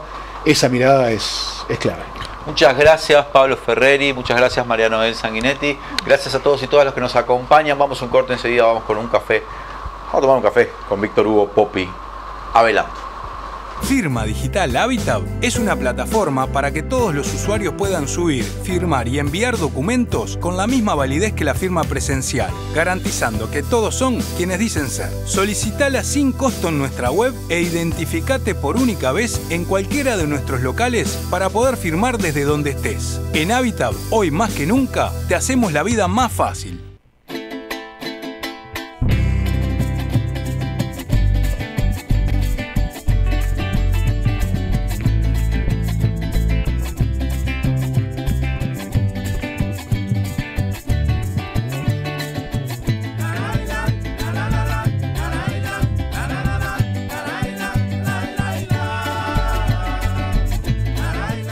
En un mundo saturado y hasta abrumado por la información, es vital apoyar un medio de comunicación alternativo que desafíe el status quo, que aporte una perspectiva diversa para pensar de forma crítica y hacer aportes a la construcción de un futuro más sustentable. Es una voz para aquellos que no tienen voz en los medios hegemónicos.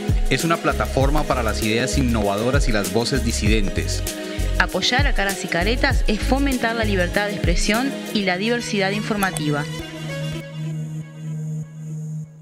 El Ministerio de Industria, Energía y Minería aprobó el decreto 242/23 que modifica el reglamento de mercado mayorista de energía eléctrica. Habilita que los grandes clientes de UTE puedan comprar la energía a generadores privados, creando un subsidio millonario a los grandes empresarios, pérdida que asumirá UTE. La cuenta es sencilla, lo pagaremos todos y todas en las tarifas residenciales, pequeños productores y comerciantes. La tarifa eléctrica sigue siendo injusta, bajarla es posible. AUTE PIT-CNT. Punta Ballena es un lugar único de nuestra costa y del mundo. Esta península rocosa que se introduce al mar, donde se alberga una extensa biodiversidad marina, donde viven más de 400 especies de plantas nativas, algunas de ellas únicamente existen aquí, y tiene el atardecer más hermoso del planeta. Ha sido y es un lugar de todos y de todas, de los pescadores, de los deportistas, de los científicos, de los artistas, de los bañistas, de los turistas, de todos los niños, de los que vienen a contemplar buscando la belleza. Punta Ballena es de todos y de todas. Y si querés que siga siendo así, decí no a los proyectos inmobiliarios en Punta Ballena.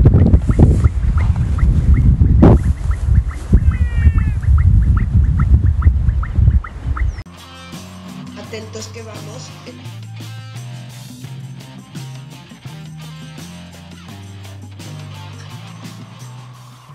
Volvemos con Legítima Defensa, segunda dosis. Gracias a todos y todas los que nos acompañan.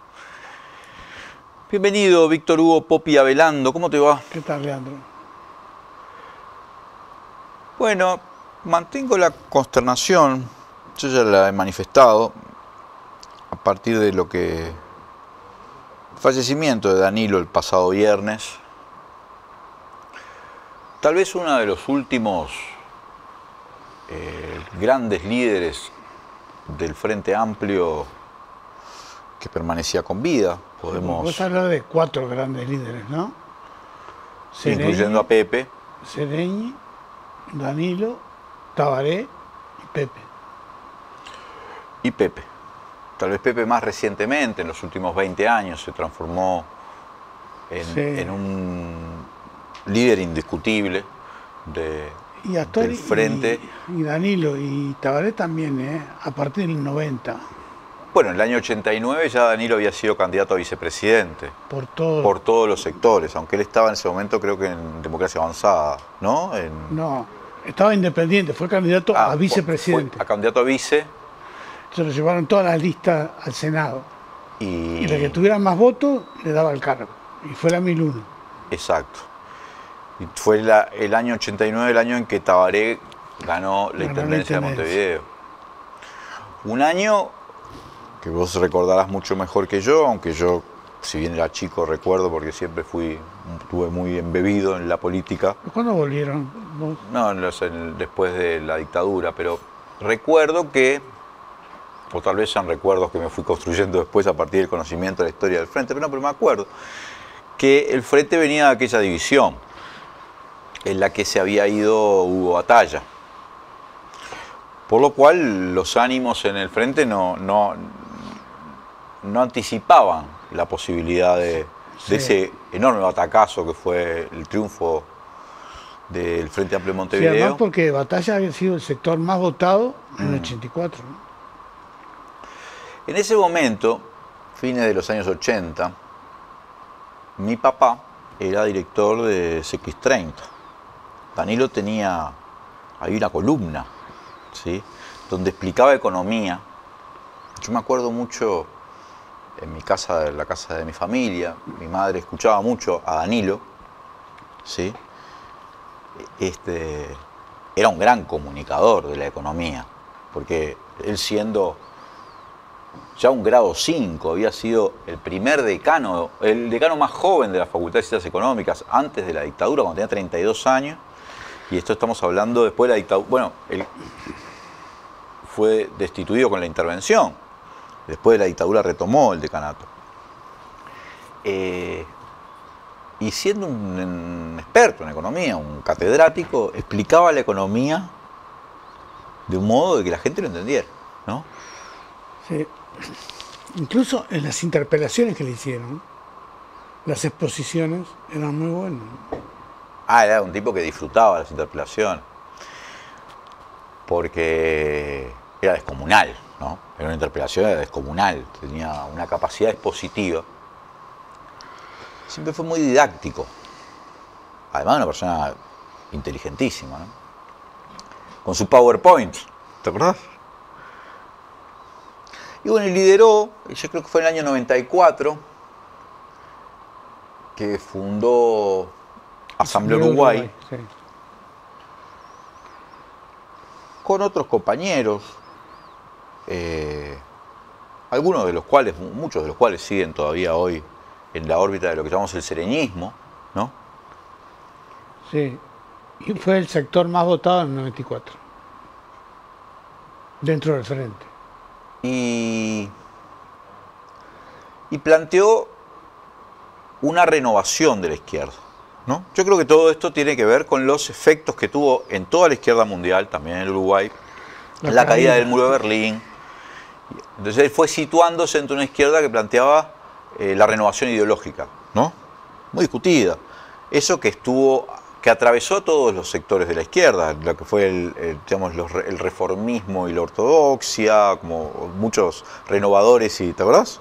Los ortodoxos, sí. Y Danilo fue durante todos estos años el representante de ese caudal muy importante entre la izquierda, de una visión, si querés, más moderada, o si querés, no sé, más socialdemócrata.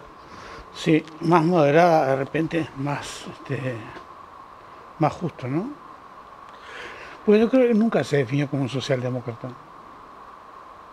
No, es posible que no. Incluso yo me acuerdo que en el acto, porque él fue precandidato a la presidencia, compitió con Mujica en la interna, me acuerdo del acto de lanzamiento, él dijo, se sigue llamando revolución. Él hablaba en esos términos, ¿no? Sí, pero eso fue en un congreso del FA. Sí, yo lo vi ese... Lo repitió después. Y... nada, me parece que tenía esa posición, ¿no? De que la conducción económica, algo así como, bueno, si eventualmente mi discurso puede parecer más moderado, pero tiene resultados más radicales. Él discutía mucho los discursos más radicales, ¿no? En el año 2005, cuando Tabaré gana la presidencia, un poco encomendados por aquello que se dice que Seregni les dijo, ¿no? Vos encargate de la política, yo de la economía. Él lideró el equipo económico durante los 15 años, podríamos decir que lo lideró.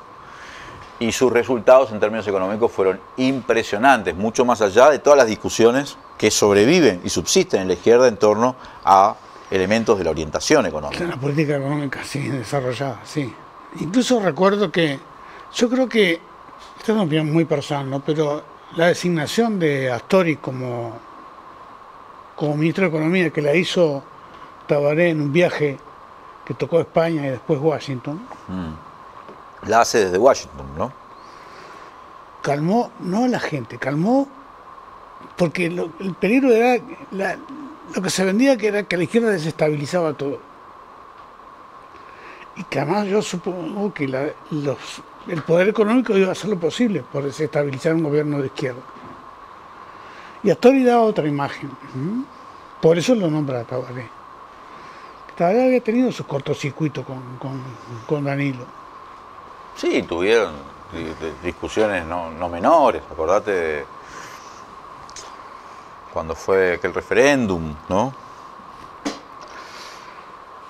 O la reforma constitucional. Aquella en la que renunció Seregni. La creación de la SAFAP también.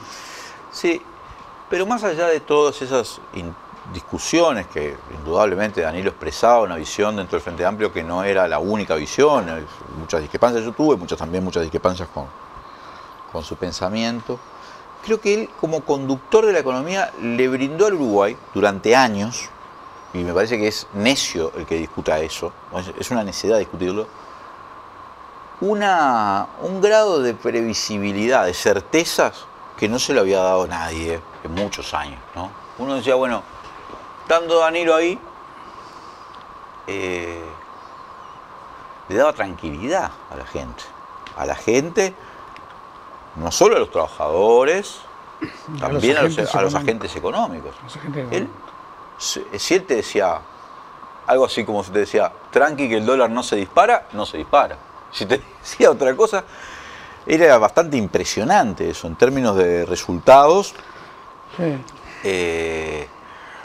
Le otorgó a la gente una gran tranquilidad, porque la tranquilidad económica, incluso cuando el proyecto económico que se plantea no sea tan radical o tan profundo como a unos les gustaría, o al revés, pero la tranquilidad económica, la previsibilidad, es muy importante para la vida de la gente también. Bueno, los economistas insisten siempre en la confianza como un factor importante, ¿no? Ahí sí brindaba confianza. Se puede discutir otras cosas, pero que confianza daba a los agentes económicos. Cuando hablo de agentes económicos, digo todo, ¿no? De trabajadores hasta... Sí, en términos de resultado de la economía, fueron 15 años de crecimiento continuo, 15 años de crecimiento del salario real. No siempre a la misma crecimientos de iguales magnitudes, ¿no? Hubo años más lentos, años más, ¿no? El último periodo fue de desaceleración. Pero nunca dejó de ser crecimiento. Arrancó con un Producto Bruto de 15.000 millones de dólares y terminó con un Producto Bruto de 60.000 millones de dólares. Es como que hubiese multiplicado la economía del Uruguay. Me acuerdo de ese chisporroteo por el tema del presupuesto de la educación. ¿Te acordás? Estuvo renunciado unas horas. Estuvo unas horas. Pero lo cierto es que en la gestión económica de Astori, el presupuesto de educación se incrementó sustancialmente. Claro, pero ahí la discusión era si se empezaba con el 4,5 o se llegaba al 4,5. Seguro. Entonces,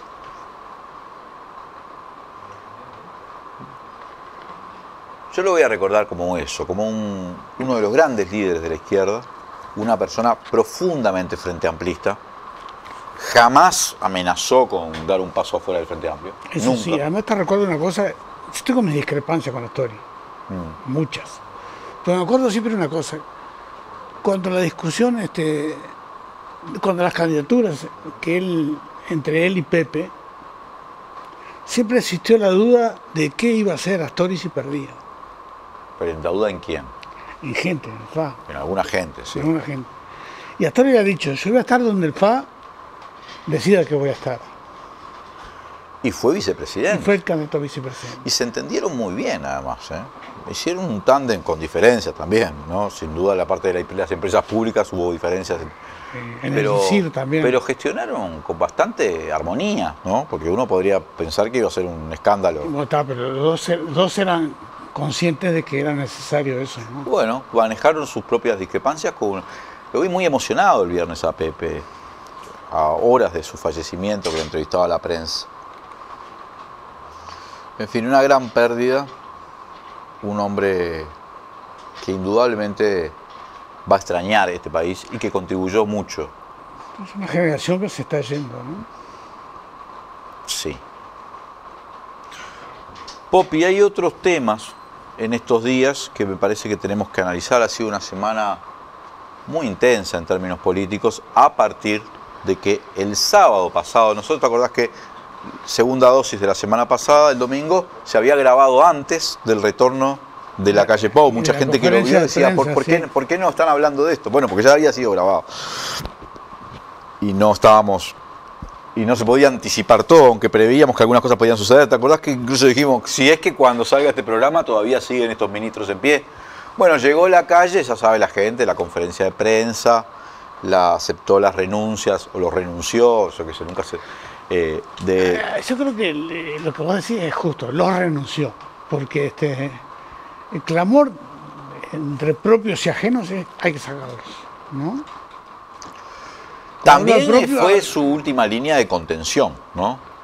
Ahora, yo creo que... Tiro esto a la fiera porque si no me comen a mí. Yo creo que hizo, ¿sabes qué? La gran Fossati. ¿Qué es la gran Fossati? La gran Fossati fue, cierro el caso Astesiano. Yo no sabía si te referías a Gabriela Fossati o a Jorge Fossati, que salió campeón de nuevo. A Gabriela Fossati. Cierro con un juicio abreviado y se acabó el problema Astesiano. Y acá saco a esto, se acaba el problema Marcet. Pero no se acaba, ¿no? Pero no se acaba, tampoco se acabó el problema Astesiano, ¿no? Porque además en la conferencia de prensa dijo cosas que no son ciertas. Dejó cachones, ¿no? Bueno, primero él reconoce que él fue el que ordenó citar a la reunión del piso 11. Para ponerse de acuerdo en qué hacer con las comunicaciones, cuando había una orden del Poder Judicial que decía, entreguen estos chats, con fecha y todo. O sea, que no había nada para discutir, ¿verdad? O sea que la única razón de esa reunión era discutir si se cumplía o no un fallo judicial. Y claramente la posición del presidente era no cumplir el fallo judicial, porque por algo la FLUF le pide a Maciel y a H que borren esas conversaciones. Y además, después destruye los protocolos de los chats protocolizados. O sea, se meten en el expediente, porque eso ya estaba cargado en el expediente. La Calle dice que no estaba en el expediente y dice, miente. Quedará la duda de si no se dio cuenta, que dice que él revisó el Hex. Pero parece demasiado raro que un presidente, que además es abogado, no se dé cuenta de que eso es un documento excluido de un expediente. ¿No? Y esto el Frente lo quiso tratar como asunto político, el oficialismo no quiso hacerlo, ninguna de las dos cámaras, pero el oficialismo no tiene respuesta para esto. Claro, lo que pasa es que el oficialismo pensó que se cerraba todo con las instituciones o con la renuncia, ¿no? Y que no vieron que quedó este flanco abierto. Por lo menos ese flanco abierto, ¿no? Porque la Calle dejó otros abiertos. Por ejemplo, al decir que no cabe ninguna duda de que había que entregar ese pasaporte a Marcet, cosa que insiste en el correo de los viernes, este viernes, Julio María Sanguinetti, pero yo ya creo que insisten porque es la narrativa que crearon, que no se pueden apartar de ahí, pero que está claro que uno lee la norma esa del 2014 y no es verdad. No, para nada. No recuerdo quién decía, vos pedís una visa, te la demoran todo lo posible si quieren. No puede demorar, incluso, yo no sé, vos manejás mejor que yo este asunto, pero tanto la embajada en Emiratos Árabes como el consulado dijeron, tomemos nuestro tiempo para ver esto, ¿no? No le hice un caso. Ahora, Popi, ¿qué se hace con esto? Yo creo que... El Frente, para así terminamos de poner el contexto. El Frente en conferencia de prensa, al día siguiente, o sea, Fernando Pereira se reunió ese día con el presidente de la Calle Pou. El sábado, sí. La Calle Pou dijo, accedí a una reunión con Pereira, pero a mí no me queda claro si fue así o fue Fernando Pereira el que accedió a la reunión con la Calle Pou. Me parece que fue al revés. Sí, acuérdate que Fernando pidió una reunión con todos los partidos políticos, ¿no? Sí, sí. A la Calle le cuesta decir que él le pidió a Fernando Pereira la reunión para desactivar una bomba, o sea, para bajar el costo político de todo esto, para mostrar... Y dice accedí, porque es muy soberbio en estas cosas la Calle. Pero Fernando fue a la reunión acompañado de la vicepresidenta del Frente Amplio, Vero Piñeiro, de alguien más también, creo que de su secretario. Sí, 3 fueron, sí. No me acuerdo quién. ¿El de organización puede ser? Mariño, me parece su secretario. Y dijo, bueno, lo volcamos esto en la mesa política. Al otro día. Secretariado. El domingo. Y después hacemos conferencia de prensa. Y ahí dejaron claro que el Frente iba a ir por la estrategia de aprobar la ley de financiamiento partidario, que esta semana ya tuvo mayoría de que eso se trate, y el Partido Nacional es el único que no... Se aprobó en comisión, sí. Incluso Cabildo Abierto, todos esos. Está muy complicado. Cabildo no votó todavía. Sí, la aprobó para apoyar para que haya una ley de estos, ¿no? Sí, sí. De los partidos políticos. Aparte estoy confundido. Con la de los medios. Puede ser. Bueno, la estrategia del Frente va por aprobar la ley de financiamiento. Creo que quiere ir al fondo del Frente Amplio, de que existe un riesgo o existe indicios de que el narco está metiéndose por el Estado y claramente a través del financiamiento de los partidos.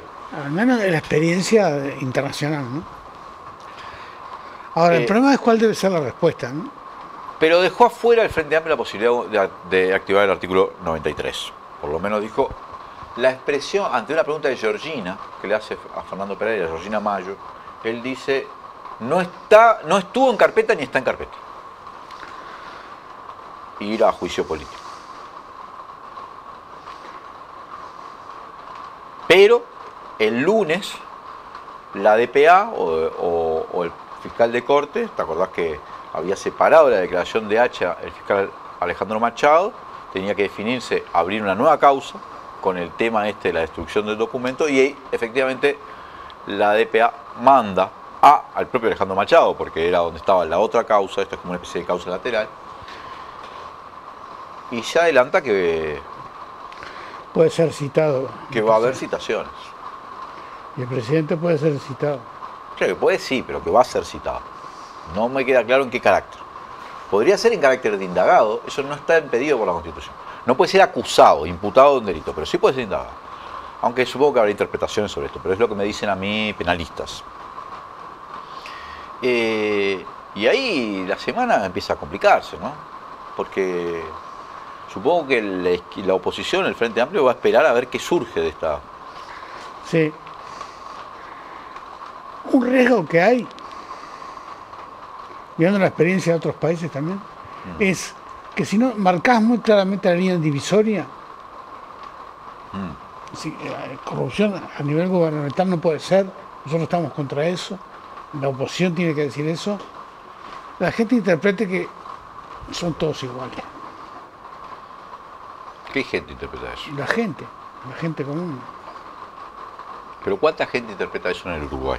Ah, no sé. Porque yo sé que hay países donde el sistema político tiene un descrédito enorme. Sí, ¿Pero es el Uruguay un país así? No, no es, pero ojo, tampoco estamos vacunados.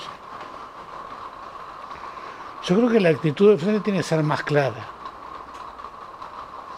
Hay una cuestión acá, me parece que es un discurso que se ha construido, que hay que analizarlo bien, capaz que un día lo puedo analizar, que es, evitemos la grieta.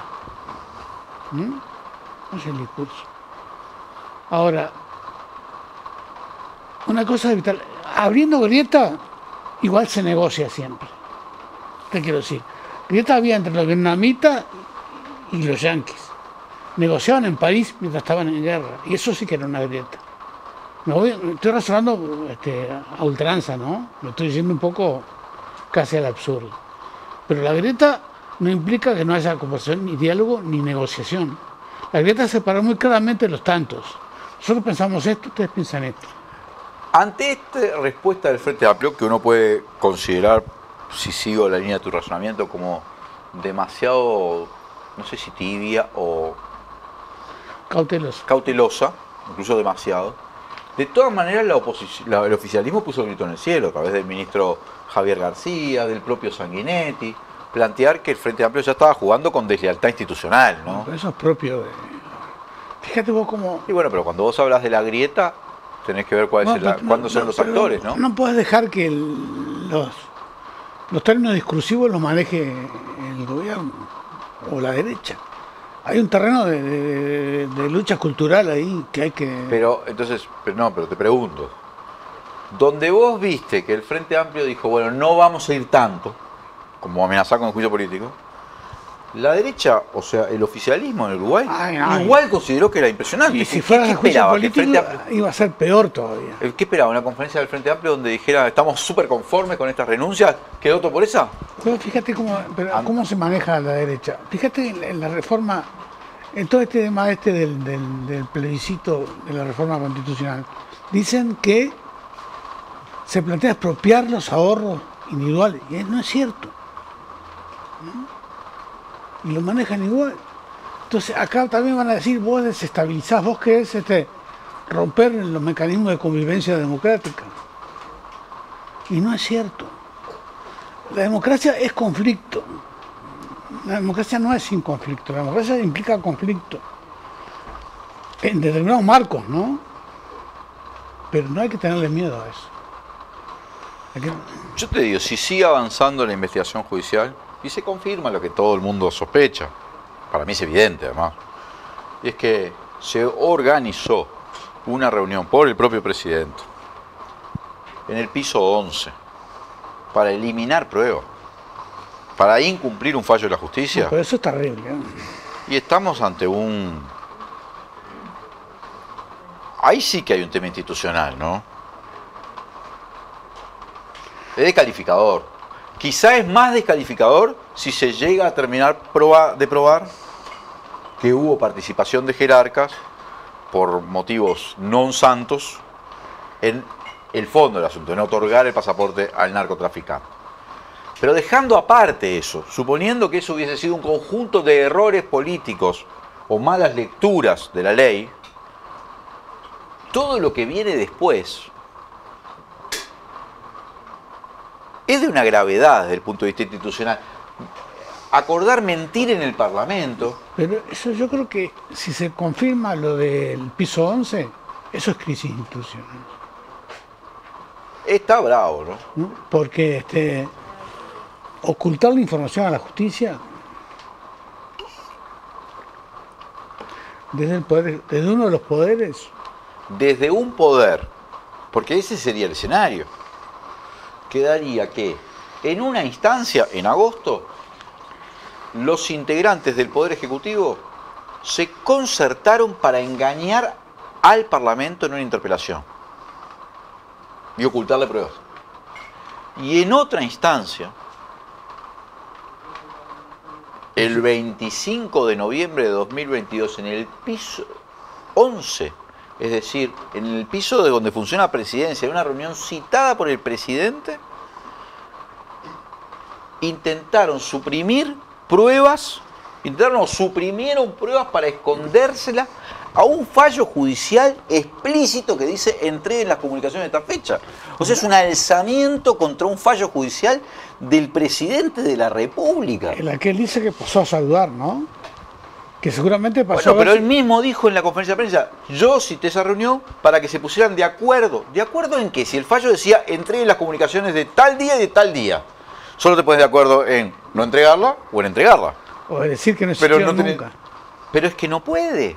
Ya sé que no puede. Si H no decía yo no voy a cometer este delito, podían. Capaz que no nos enterábamos nunca. Claro, podían. Sí. Es brava, ¿eh? Es brava. Si además cuando dice pasé a saludar, pasaste a verificar, que es cosa distinta, ¿no?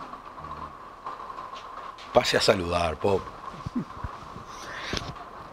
¿Sabes que Alberto Fernández, el presidente argentino, cuando se armó todo aquel escándalo, porque en medio del confinamiento, que era obligatorio en Argentina, sí, aparecieron las fotos de su esposa festejando un cumpleaños, y él estaba en la foto.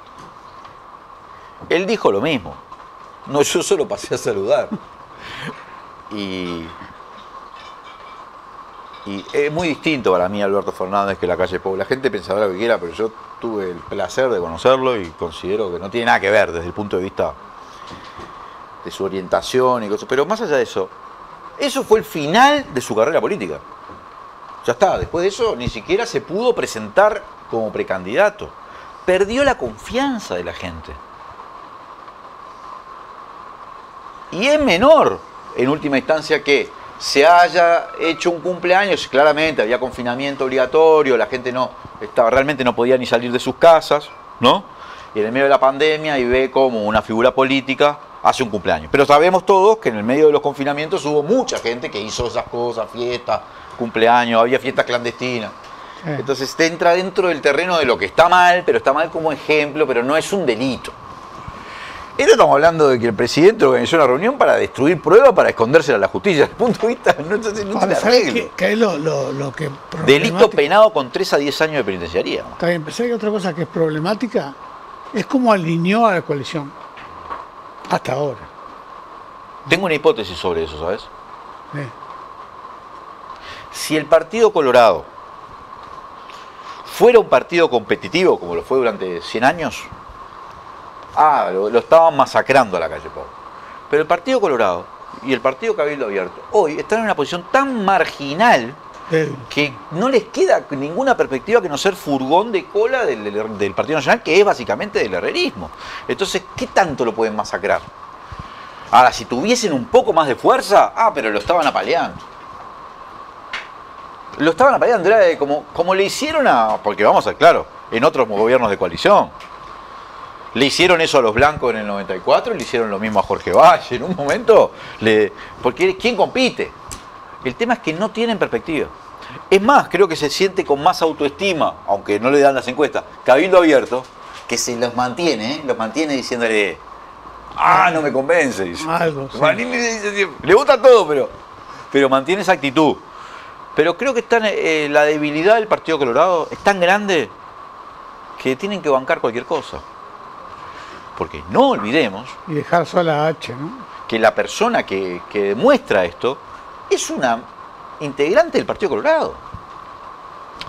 Popi, ya está, nos quedamos sin tiempo, lo vamos a ir analizando. Dale.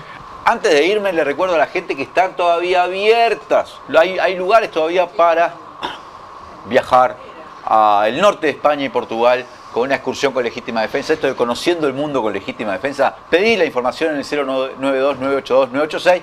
Y recordá que como el año que viene vamos a hacer 3 programas semanales, en eso estamos en el crowdfunding o fundraise. Ahora le voy a preguntar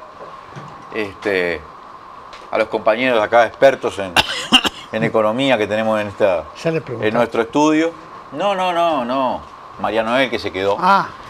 ¿Cómo le digo? Pero estoy juntando, ahí lo puedes hacer a través del chat de YouTube, lo puedes hacer después en el perfil de comentarios, hacer donaciones, puedes hacerte socio de la comunidad de Caras y Caretas. Y por supuesto también los que se quieran anotar en las excursiones y todo eso, de algún modo también están contribuyendo al financiamiento de este proyecto. Gracias a todos y todas los que nos han acompañado. Soy Leandro Grille y esto fue... ¿Qué? La persona de Milei. ¿Qué? Un murmullo. Legítima Defensa, segunda dosis.